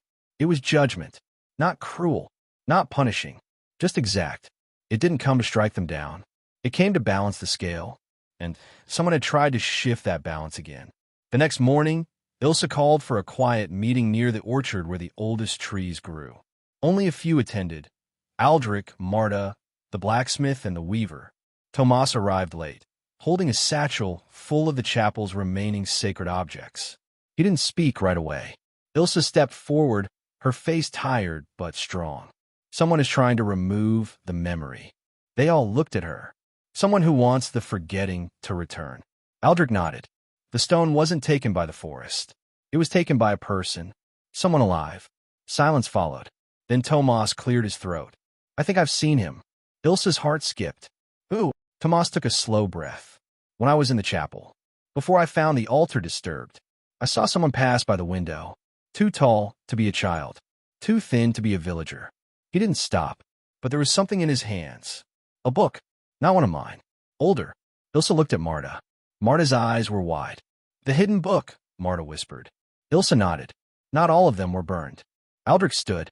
If he's found one of the originals, the ones written by the hands of those who try to seal the memory instead of honor it, he could use it. To twist the land again, Tomas said. To force it closed. Ilsa's voice was low. To bury the girl. Marta's voice broke. We just remembered her. We just started listening. Ilsa's hands trembled. And now someone wants to silence her again. The stakes had shifted. The village wasn't just living alongside memory anymore. It was protecting it. And something, or someone, had returned to erase it all again. Not through fire. Not through fear. But through forgetting. And forgetting, they now knew, was the most dangerous magic of all. The orchard stood silent after the meeting, its gnarled trees barely rustling in the wind. Ilsa remained behind after the others left, walking slowly between the trunks, trailing her fingers over rough bark as if listening through her skin. She didn't say anything, but her face told a story of worry deeper than the surface, of something stirring behind her eyes that even she didn't have words for yet. She knew the feeling. This wasn't just fear. This was interference. The land had just begun to breathe again, and already someone was choking it. Aldrich caught up with her by the northern edge of the orchard. I found something, he said softly, pulling a folded cloth from his coat. Inside was a small object, blackened by time. A wax seal, broken, but still showing the faint symbol of a hand pressed into a spiral. Ilsa looked down at it. Where? Buried near the east boundary, Aldrich said. About a foot deep. Someone left it behind recently. She touched the broken seal. It was cold. Unnaturally so. That's not just a relic, she said. That's part of a binding. Aldrich's eyes narrowed. A binding? Ilsa nodded. From the old ways. Before the chapel. Before even the stones. It wasn't meant to protect. It was meant to trap something. So someone's digging up old magic, Aldrich said, his voice hardening. But not the kind she used. No, Ilsa said quietly. The kind that silences. They stared at the seal a moment longer before Ilsa wrapped it again and tucked it deep into her satchel. We need to find the source. The book Tomas saw. Whoever's carrying it, they're not just remembering the past. They're trying to rewrite it. Back in the village, the changes grew more visible. The spiral symbols faded faster now. One by one, they disappeared from doorways that had held them for weeks. The children, who had once begun humming in strange, melodic tones after the girl's visit, suddenly stopped. Not like they'd forgotten the tune, like something had taken it from them. At the well, the water turned cloudy again, and the animals refused to drink. A soft layer of ash, impossible to explain, settled overnight across the outer rooftops. Not thick, not choking, just enough to leave a message. The balance was tilting again. That night, Ilsa returned to the old monastery ruins. She hadn't been back since the girl disappeared. The moss had thickened around the fallen stone archways. A slow mist rolled between broken columns. Everything smelled of wet stone and old roots. She knelt in the dirt where the chapel had once stood centuries ago. Now nothing but a hollow clearing. Then she saw it. A footprint. Deep, fresh, and leading toward the forest. Not the girls. Too long. Too heavy. Booted. She followed them. Through thickets. Over roots. Down a path no one used anymore. They ended near a thicket of hawthorn. And there, half buried in leaves, she found the book. Its cover was cracked and peeling. The leather was stained with something dark. No title marked it, just a symbol. A rough, angry spiral slashed across the front, carved in with what looked like bone. She didn't touch it. She called for Aldrich. He arrived not long after, and together they used a length of cloth to lift the book from the earth. The moment it left the ground, the wind stopped. Every tree in a half-mile radius fell utterly silent. Ilse opened the cover carefully. Inside, the pages were written in a script so jagged and unnatural it almost moved. The ink shimmered slightly in the light, shifting like oil on water. Every word felt like a whisper trying to crawl in her ear. She slammed it shut. "This isn't a book," she said, trembling. "It's a command." Aldrich wrapped it again quickly. "Then someone's trying to use it. Or already has." Ilse looked back toward the village. If they awaken the thing that book binds, it won't just silence the land. It will twist it. They hurried back through the trees. But they weren't alone. Far in the shadows, half hidden behind a mossy stump, a man watched them leave. His face was thin, pale, his clothes wet with dew. His eyes didn't blink. He held another seal in his hand. And behind him, something moved in the dark. Not a creature, not a spirit. A shape, like smoke wrapped around bone. Back in the village, Tomas sat awake in his small room behind the chapel. He'd felt something leave him earlier that night, like a thread snapping deep inside his chest. For days, he had tried to pray, but the prayers came back hollow. His hands no longer warmed when he held the cross. The flame in the lantern by his bedside danced constantly now, even without breeze. He knew something was shifting, but he had no name for it. He opened the drawer of his desk and pulled out a scrap of parchment. It was old. He'd hidden it as a young priest when he'd first read it and knew it didn't belong with the others. A warning, scrawled in half-legible script. The second silence is not from the land. It is from the hand that forces the land to forget. Tomas read it over and over. And finally, he stood. He left the chapel and headed straight to Ilse's cottage. They met him at the door. Without words, he handed her the parchment. Her hands tightened around it. Her eyes narrowed. "This isn't over," she said. "No," Tomas replied. "It's barely begun." And above them, the wind howled. Not in fear this time, but in protest. As if the earth itself was trying to warn them that something had already been unleashed. And the girl might not be the only one who remembered. Ilse didn't sleep that night. She sat at the table by the window, her hands wrapped around a cup of cold tea she hadn't touched. The parchment Tomas had given her lay open in front of her. Its ink faded, the edges curled from age and oil. Aldrich paced slowly in the room behind her, the floorboards groaning under each step. Outside, the trees swayed uneasily. The wind had returned, but not the gentle breeze of spring. It was sharp now, darting through the village like it was looking for something. "There's more," Tomas said quietly from the corner. Ilse turned. He was seated on the edge of the bench, eyes downcast, one hand fidgeting with his rosary. "When I was a young acolyte," he said, "an elder priest told me a story that wasn't in any book. He said there were two kinds of silences. One came from reverence, the other from erasure. He warned me never to confuse the two." Aldrich stopped pacing. "You think we've been confusing them this whole time?" Tomas nodded. "The girl, she brought back reverence. Memory. But someone else is using erasure. The second silence. It mimics stillness, but underneath, it's rotting everything."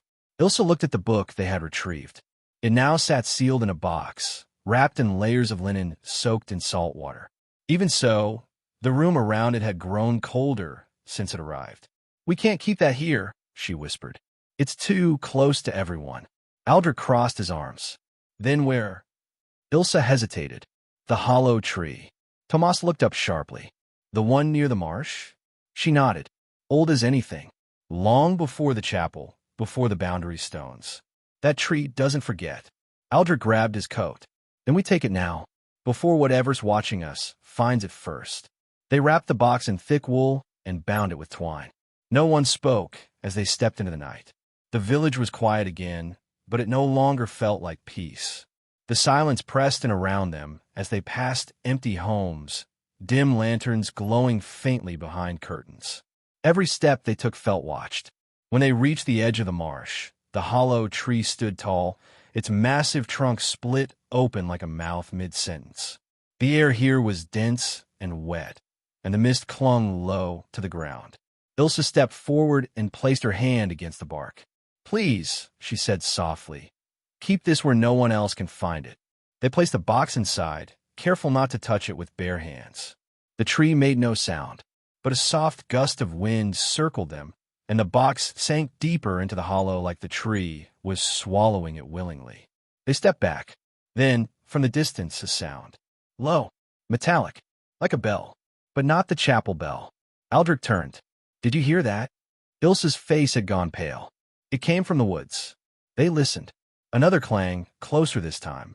Not loud, not angry, just steady, like someone tolling a warning. Tomas took a slow breath. There's an old bell in the ruins beneath the East Hill. The monastery buried it when they fled. Ilsa's eyes widened. No one's touched that place in 100 years. Until now, Aldrich said.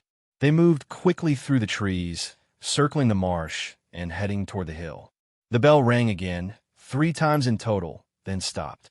When they reached the clearing near the base of the hill, a sickly light was flickering between the trees. Not fire, something colder, like lightning caught in glass. And standing near the stone steps leading into the buried crypt was a figure. Tall, thin, wrapped in layers of cloth and dirt-stained robes. A hood covered most of the face, but what little skin showed was cracked like old paint, too pale for health, too stretched to be alive.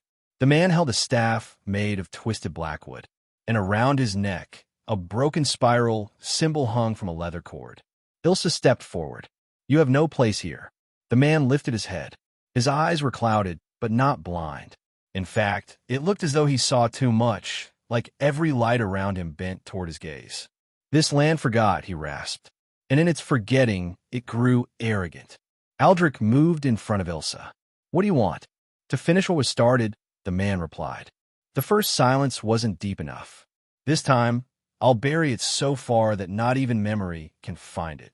Tomas stepped beside Aldrich, voice firm. "You're twisting what was never yours." The man's gaze shifted to him. "You think you serve the light, but your chapel sits atop ash. Your prayers echo through stolen air." A silence stretched, thick with tension. Then the man raised his staff, and the earth beneath the hill groaned. Cracks raced across the grass, and a gust of wind tore through the clearing, sharp enough to slice leaves for branches. A dark mist began to spill from the entrance to the crypt behind him. Ilsa's heart pounded. This wasn't just magic. This was a return of something ancient, something older than the spiral, older than the chance. This was the second silence, awake. "We have to stop him," she whispered. "But how?" Aldrich asked, shielding his eyes from the wind. "The girl," Tomas said suddenly. "She's still with us. She has to be." Ilsa's hand went to her chest, with a faint outline of a spiral-shaped burn. Left from the night the girl entered the chapel, still tingled beneath her clothing. "She never left," she said quietly. "She just became part of the land." The man raised the staff higher, and with a single strike to the ground, the trees behind him bent backward, roots tearing from the earth. "Choose," he growled. "Silence or surrender." But before anyone could speak, the wind changed. It stopped howling, then reversed, blowing toward the man, from every direction, as if the earth itself had taken a breath, and decided to fight back. The wind rushed toward the cloaked man with a force that defied reason. It wasn't just air. It carried weight, memory, intention. Leaves and dust spun around him in a furious spiral, but he held his ground, planting the blackwood staff into the earth like a root determined not to let go. His robes whipped wildly around his body, and yet his eyes stayed fixed, locked onto Ilsa, as if daring her to take a single step forward. Ilsa did, one foot, then another. The wind circled her too, but it didn't resist her. It parted gently around her body, like a stream flowing past a stone it knew well. Behind her, Aldrich and Tomas followed, shielding their faces but refusing to retreat. They were done being afraid, done staying silent. The ground shuddered again as the man raised his staff high, and from behind him, something began to emerge from the crypt, slow, coiling, shapeless at first, like black smoke laced with bone. It twisted upward, taller than the trees, thick with a presence that pressed down on the clearing like a hand over a candle flame. Ilsa felt the pull of fear deep in her ribs, but she didn't stop. She reached into her satchel and drew out the broken wax eel they had found near the eastern boundary. Her fingers closed around it like it was warm.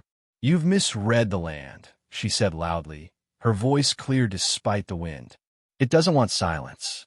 It wants truth." The man bared his teeth, his voice snarling like gravel underfoot. "Truth is what poisoned it." "No," Tomas said behind her. "Erasing the truth poisoned it. You've been feeding it lies." The black smoke twisted faster, forming what looked like the outline of a face. No features, just an impression. Its mouth was open, screaming without sound, and still the earth trembled. Ilsa stepped to the edge of the circle, the air now pulsing around her like a heartbeat. She knelt slowly, and with the seal in her hand, she touched the soil. The reaction was immediate. A bolt of golden light burst from the point where her hand met the ground, and it shot outward in a ring, spreading through the clearing like fire through dry grass. The trees stilled, the mist pulled backward, and the smoke-wrapped figure froze in place, its scream silenced by something deeper than force, remembrance. A voice filled the air, not the girl's voice, the land's, soft, ancient, almost like a lullaby sung in a forgotten tongue. But they understood it. "We do not fear what remembers." The cloaked man staggered, eyes wide. His staff cracked down the middle. He turned to flee, but the roots of the earth rose and wrapped around his feet, holding him in place. From beneath the soil, spirals began to glow, dozens of them, forming a circle around the crypt. The black mist shrieked, not with anger, but with pain, and then in one violent twist, it folded inward and collapsed into the ground with a sound like thunder being swallowed. The staff shattered completely. The man fell to his knees. And then quiet, not silence, just quiet, real, deep, peaceful quiet. Ilsa remained kneeling. The broken seal in her hand had crumbled to dust. She didn't feel pain, only warmth, as though something had finally lifted from the space between her bones. The others stood still, waiting for what came next. And what came next was light. Soft, golden light, trickling down through the trees, catching on branches, turning the whole clearing into a sun-dappled cathedral. From within it, the girl emerged. She was barefoot as before, her face calm, her eyes no longer glowing but soft and human. She said nothing as she walked forward, and the cloaked man looked up at her in horror. He whispered, "You were never meant to return." She tilted her head, then reached down and touched his forehead with 2 fingers. He closed his eyes and vanished, not violently, like mist at sunrise. The girl turned to Ilsa, then to Tomas, and finally to Aldrich. They didn't speak. They didn't have to. She smiled, a quiet, sad smile full of something older than joy. Then she stepped back into the light and was gone. No one followed her. They didn't need to. The spirals around the crypt faded slowly, sinking into the earth like stones into a lake. The ground steadied. The wind settled. They walked back to the village in silence, not because there was nothing to say, but because every word now felt sacred. That night, the stars returned to the sky, clearer than anyone had seen them in years. The water in the well ran clean again. The spirals reappeared on the doors, but this time they weren't carved. They grew in moss. And in the center of the chapel, where the altar had once stood, a single wildflower bloomed through the stone floor. The people didn't celebrate. They remembered, and that was enough. But the twist came days later, When Ilsa went to the hollow tree, just to be sure the book was still there, she found the wool wrappings undisturbed, the box untouched. But when she opened it, the book was gone. No signs of entry. No footprints. No burn marks or scratches. Just empty cloth. And tucked inside, barely visible, a fresh spiral drawn in ash. As if something had taken it. Not to use, but to wait. Ilsa stood in front of the hollow tree for what felt like hours, staring into the empty box. The quiet of the forest pressed around her, but it no longer felt like the quiet she had grown to trust. This stillness was cautious. Watching, she touched the spiral drawn in ash, her fingers trembling slightly. The lines were clean, deliberate, fresh. Someone had been here. Not by accident, not to destroy, but to take the book without leaving damage. That was the part that unsettled her most. Whoever, or whatever, had retrieved it knew how to move through the forest without disturbing its memory. Aldrich arrived not long after, walking briskly with his boots caked in morning mud. "It's gone," she said before he could ask. He crouched beside the box and inspected the cloth carefully, then glanced at the spiral. Why leave a mark? If they wanted it hidden, they didn't take it to hide it, she whispered. They took it because they want to use it. Eventually, he stood, rubbing a hand over his face. We sealed it, contained it, wrapped it with layers even I barely understood. And yet they found a way in, she said. Without force. Without fear. Aldrich looked at the spiral again. Do you think it was her? Ilse shook her head. She would have left flowers or mist. Or nothing at all. Not ash. They walked back toward the village in silence. Every step felt heavier now. Not with dread, but with burden. The weight of something unfinished. The village itself remained calm, unaware of what had happened. The children played. The baker shaped loaves with gentle care, and Tomas could be seen sweeping the chapel steps as if brushing off old shadows. The sky was cloudless, the wind gentle, but Ilse knew too well. These were borrowed days. Temporary. Later that evening, Ilse met Tomas near the well. He had been rereading the scrap of parchment he once tucked away all those years ago. She said the forgetting was the danger, Tomas murmured. But now, I wonder if remembering everything is just as dangerous. Ilse leaned beside him. Not if we remember it the right way. He looked at her, eyes sharp. And how do we know what's right? She didn't answer at first. She looked down into the water, now perfectly clear again. Her reflection stared back, older than she remembered, more tired, but not broken. We don't, she said softly. We just keep listening, not to voices, but to how the land reacts. As if answering her, the wind stirred again. Not strong, just enough to rattle the leaves gently in the trees. 3 nights later, another strange sign appeared.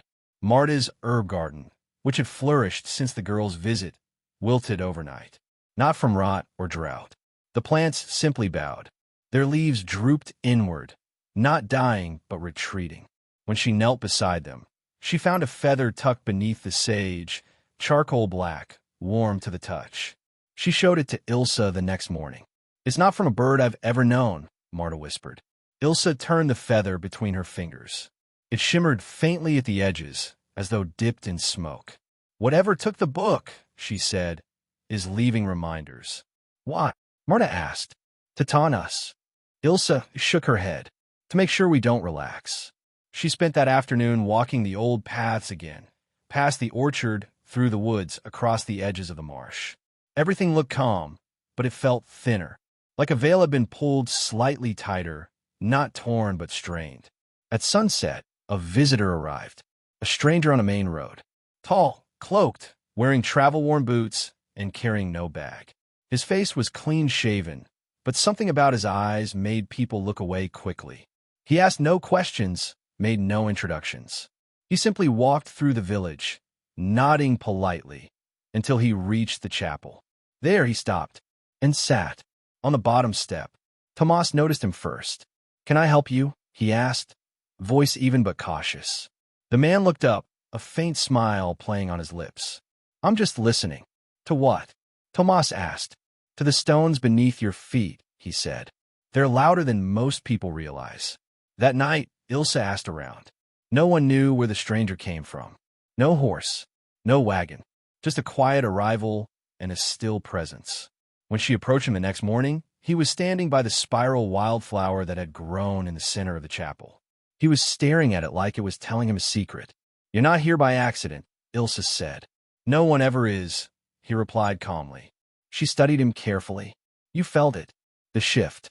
"I've felt it for years," he said. "But now, the others are feeling it too." "What others?" He turned to her slowly, and there was something in his eyes, not malice, not cruelty, but gravity. "There are more places like this one," he said. "Villages that built over old paths. Forests that remember. Towns that silence too much. And now, they're waking up." Ilsa swallowed. "You've been to them?" He nodded. "Some are still asleep. But some have already begun forgetting again." She stepped closer. "And the book?" His expression darkened slightly. "The book was never meant to stay buried. It's part of the balance, too. One cannot honor the truth without confronting the dark corners it left behind." Ilsa felt her breath catch. "You know where it is?" He nodded again. "But you won't tell me," she said. "I will," he said, his voice quiet. "But not yet, because knowing too soon could break more than it heals." Before she could respond, he began walking again, this time toward the forest. "Wait," she called. "Who are you?" He paused at the tree line. "I'm a witness," he said. "Like you." And then he vanished between the trees, his cloak catching the last light of the sun before the forest swallowed him. Ilsa stood there long after he disappeared, not afraid, but aware. Something bigger had begun. The girl had reawakened memory, but someone else had reawakened purpose. And now, every step they took from this moment forward would be watched, not just by spirits or wind, but by history itself, waiting to see if they would learn or forget. Ilsa didn't speak of the stranger for several days. She thought of him constantly, his quiet certainty, the way he looked at the spiral wildflower as if it whispered directly to him. But she told no one, not even Aldrich, though he noticed the shift in her silence. She walked farther now, alone, tracing the boundaries of the village as though measuring something invisible. She paused at the old paths and listened longer at the crossroads. The land still spoke, but its voice was changing. Not weaker, just harder to interpret, like it had more to say than she could yet understand. The spiral marks stopped appearing after that week. Not faded, not erased, simply gone. The villagers noticed. No one mentioned it aloud, but unease crept into their routines again. Not fear, just uncertainty. The kind of silence that comes before a question you're not ready to ask. One morning, the children found strange stones placed in a line along the northern ridge. They were smooth, dark, perfectly round, each etched with the same faint design, a crescent swallowing a spiral. Ilsa examined them in the early light and felt a chill settle in her chest. These were not made here, not by their hands, and not by the girl. Later that day, Tomas brought her another discovery. In the chapel's storage room, where the old candles and hymn books were kept, he had found a page tucked between two beams in the wall. It wasn't from his collection. It was ancient, brittle. The writing on it was small and sharp, each line packed with symbols, some she recognized from the book they'd buried. But at the bottom, one phrase was written clearly in the common tongue. "When the silence listens back, the cycle begins again." Ilsa stared at it, her heart pounding. "This isn't over," she said softly. Tomas nodded. "I don't think it ever really ended." That night, Aldrich sat with the blacksmith and the weaver near the old fountain. The sky was cloudless. The stars hung low, heavy with a kind of quiet pressure. "We're waiting for something," the weaver said, "but none of us know what." "We're listening," Aldrich replied. "That's enough for now." But the blacksmith frowned. "Is it? We thought the danger passed when she left. We thought remembering was the solution. What if it was only the beginning?" No one answered him, but they all felt it.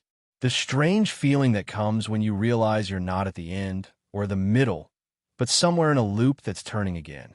That loop tightened the next day. At the edge of the eastern woods, where the trees grew thickest, Marta discovered a trail of animal bones laid in perfect sequence, small, cleaned, arranged in a spiral that widened outward. At its center was a small leather pouch. Inside it, soil. dry and cracked, though it hadn't rained in days. Ilse examined it carefully. The dirt wasn't from their village. It smelled of iron and ash. When she held it, the spiral on her chest, the faint scar left by the girl, ached. "This soil remembers something terrible," she whispered, "and someone brought it here." That night, Aldrich posted quiet watches along the boundaries. Not guards, just eyes. People who were willing to stay awake and listen when others slept. And sometime just before dawn, one of them, a young miller named Callan, saw movement at the edge of the western field. He followed, silently, keeping to the shadows. What he saw, he didn't speak of in detail, only that it was a figure wrapped in thin robes, walking barefoot, dragging a trail of blackened vines behind them. The figure never looked back, and when Callan returned, shaken, he carried a single object, a stone tablet, small enough to fit in a hand, warm to the touch despite the cold. Etched into it was a single word. Again, Ilse met with Tomas and Aldrich in the early light. "They're not trying to erase the past," she said. "They're trying to rewrite it. Not just the girl. Everything." Tomas looked ill. "If they succeed, if they convince the land to forget what happened here, the balance won't just shift. It will collapse." Aldrich clenched his fists. "Then we don't let them." Ilse nodded. "We listen harder. We teach the others. We walk the spirals. And if they write new symbols, we write ours louder." "But what if they already have?" Tomas asked. "What if these signs were finding our part of something bigger, something older than we thought?" Ilse was quiet for a moment. Then she spoke, her voice low and certain. "Then we find the root." Over the next several days, Ilse traveled farther than she ever had. She followed the old maps, drawn in memory, not ink, toward the forgotten edges of the forest, places even the birds seemed to avoid. She carried with her only the essentials: dried herbs, a flint stone, a bundle of salt, and the small spiral charm that the girl had once touched. She came to a clearing on the third day. It was empty. No trees, no wind, just grass, too green, too perfect. It grew in unnatural symmetry, a circle at the center of a much older spiral formation. She stepped into it, and everything went quiet, not peaceful, hollow. She knelt and touched the ground. It was warm, but not alive. This was where the silence had once taken root, and now it had begun feeding again. She stood and turned, but she wasn't alone. Across the clearing stood another figure. Not cloaked, not hooded. A woman, middle-aged, eyes sharp and clear, clothes plain, but her presence, anchored, like a tree with centuries of memory. "You're walking her path," the woman said. "I am," Ilse replied, cautious. "She left it behind on purpose," the woman said. "But not for everyone." Ilse narrowed her eyes. "Then why did you follow it too?" The woman smiled faintly. "Because I remember before her, and I remember what they did to me." Ilse's heart skipped. "You were part of it." The woman stepped closer. "They call me the Whisper, the Echo. They never saw me, but I was always there." Ilse couldn't move. "Why now?" The woman reached into her satchel and pulled out a piece of parchment. It was old, familiar, the same handwriting as the book. "Because this time," the woman said, voice like stone cracking, "we won't wait to be hunted." And just like that, the clearing pulsed beneath their feet. The silence wasn't spreading. It was preparing. The second silence, the one the land once resisted, was rising again. But this time, it had learned how to listen. Ilse took a slow breath, grounding herself against the strange pull of the clearing. The grass around her feet no longer felt like grass. It felt like thread, woven too tightly, tugging at her legs like a warning or a trap. The woman across from her, who claimed to be the Whisper, the Echo, stood motionless, her parchment still in hand, eyes never leaving Ilse's. "Why show me this now?" Ilse asked, her voice barely audible. "If you were part of what came before, why not stay hidden?" "Because hiding didn't work," the woman said flatly. "Not then, and not now. You think remembering is protection. But memory can be used, too. It can be bent, sharpened, even weaponized." Ilse stepped forward slowly, careful not to disturb the spiral of grass beneath her feet. "Is that what you're doing?" The woman tilted her head. "No, I'm warning you that someone else already is. She unfolded the parchment fully and held it out. Ilsa hesitated, then took it. It was a map, but not one she recognized. The landmarks were old, older than the chapel, the monastery, even the orchard. Deep wells marked with symbols, river paths now dried into roads, shrines that had long since crumbled to stone and dust. But one spot, near the bottom corner, pulsed with faint ink as if it had been traced 1,000 times. A grove, unnamed, surrounded by 4 spiral sigils overlapping at the center. That's where the first silence began, the woman said quietly. Ilsa looked up, startled. I thought it started with a book. No, the woman said. The book was written to document it, not cause it. The silence started when 4 voices, 4 villages, chose to seal away what they didn't understand. Each carved a spiral in the dirt, not to honor it, to bury it. Ilsa felt the chill settle deeper into her chest. So for the spiral, it wasn't always sacred. It was a cage, the woman said, a beautiful one, and over time, people forgot why they built it, then forgot they built it at all. Ilsa rolled the parchment back up. Then what's happening now? Is someone trying to open that cage again? The woman didn't answer right away. Instead, she turned toward the far edge of the clearing, her gaze fixed on something beyond the trees. They already did, she whispered. And now, it's not the silence that's spreading. It's the hunger. Ilsa followed her gaze, but saw nothing at first. Then, just for a second, she thought she saw movement between the trunks, like smoke in the shape of a person, vanishing as soon as she tried to focus. She turned back, but the woman was gone. The clearing stood empty once more, the grass flat where she'd stood, the spiral still warm under Ilsa's boots. She left quickly, the map clutched tightly in her hand. By the time she returned to the village, dusk had begun to stretch across the sky, staining the rooftops in gold and shadow. She found Aldrich and Tomas near the old well, speaking in low voices. There's more, she said before they could greet her, and it's older than we thought. She laid the map out across a wooden bench and began to explain everything. The woman, the spirals, the overlapping villages, and the grove where it all began. Both men listened without interruption, their faces drawn and pale by the time she finished. Tomas pointed to the marked grove. That's near the foothills. The land there is brittle. Nothing grows. I thought it was cursed, Aldrich muttered. At least that's what my grandfather told me. Ilsa shook her head. It's not cursed. It's what they tried to forget by sealing memory away. And someone's tried to undo that seal. Tomas asked. No, Ilsa said. They already have. She showed them the stones found by the children, the spiral and ash from the hollow tree, and the feather mart had discovered. Each sign, small on its own, but together a path. Not random. Deliberate. They're recreating the old bindings, she said. But backwards. They're unbinding what the spirals once held. Aldrich ran a hand through his hair. Then we have to stop them. But how? Tomas asked. We don't know who they are, or even where they are. We know where they'll go next, Ilsa replied, pointing again to the grove on the map. If that's the origin, then that's where it ends too. If they're going to finish the undoing, it'll happen there.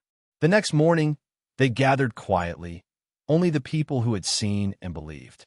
Marta, Callan, the weaver, the baker's eldest son, who had grown sensitive to the spiral's call since the girl's passing. They packed lightly.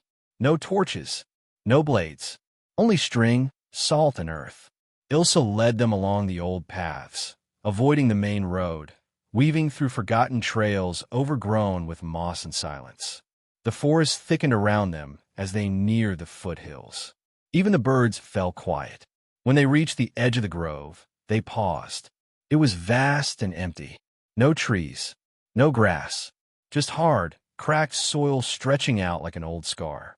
The air felt different here, dry, hollow, like it had been exhaled and never breathed in again. And in the center, barely visible at first, stood a figure. Not the woman, not the stranger. Someone else. A man, maybe, dressed in gray robes, his back turned to them. He held something in his hands. A book, but not the one they'd hidden. This one glowed faintly at the edges, pulsing with the same shimmer Ilsa had seen in the writing of the original. He has a copy, Tomas whispered. Ilsa nodded slowly. Or the original copied him. They approached quietly, forming a loose half-circle. The man didn't move. Then, without turning, he spoke. You've come to witness. His voice was soft but echoing, like it passed through stone before reaching their ears.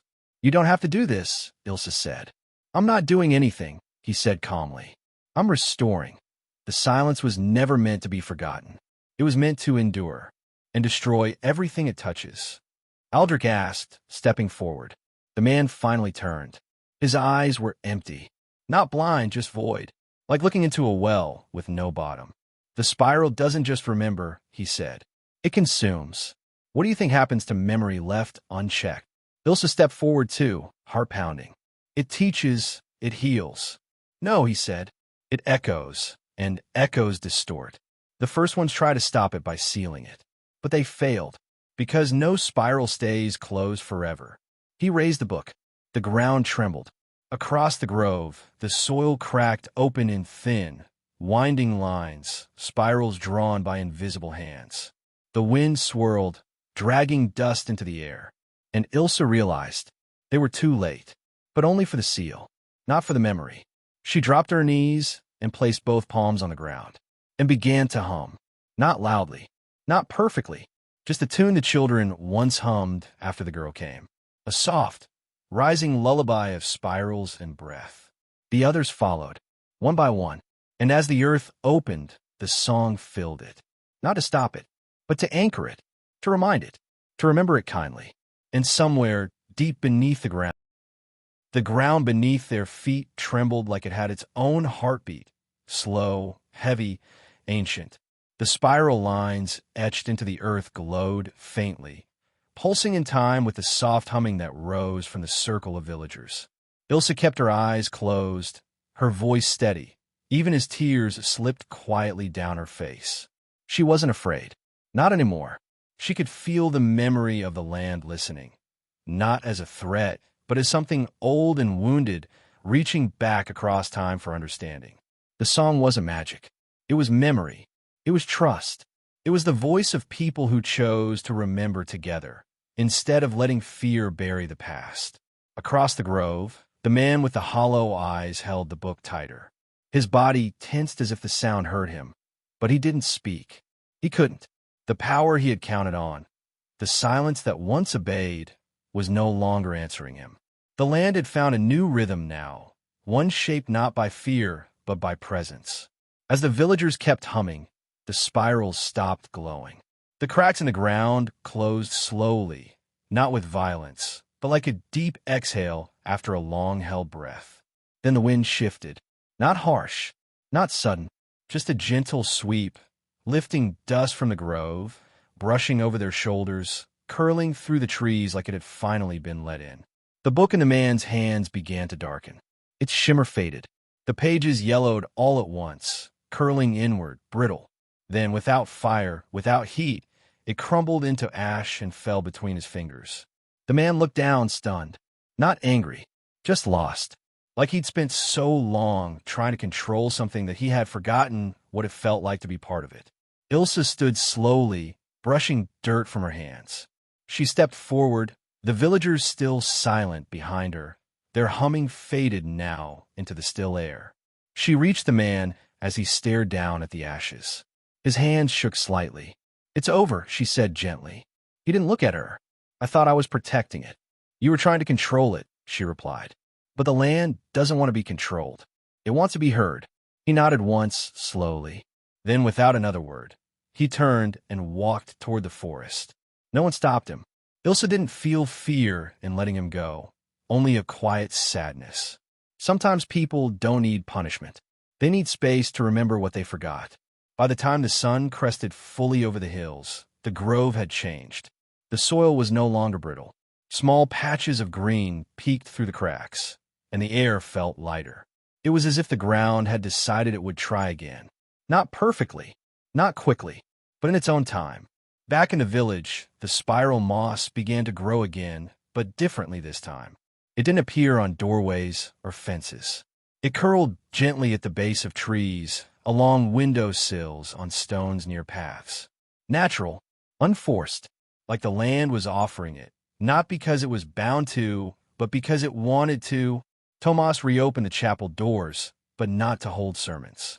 Instead, the chapel became a place where people gathered quietly to share stories. Old ones, recent ones, things they had been afraid to say before. They spoke of the girl, of the humming children, of the night the wind listened. No one tried to explain it. They just remembered it together.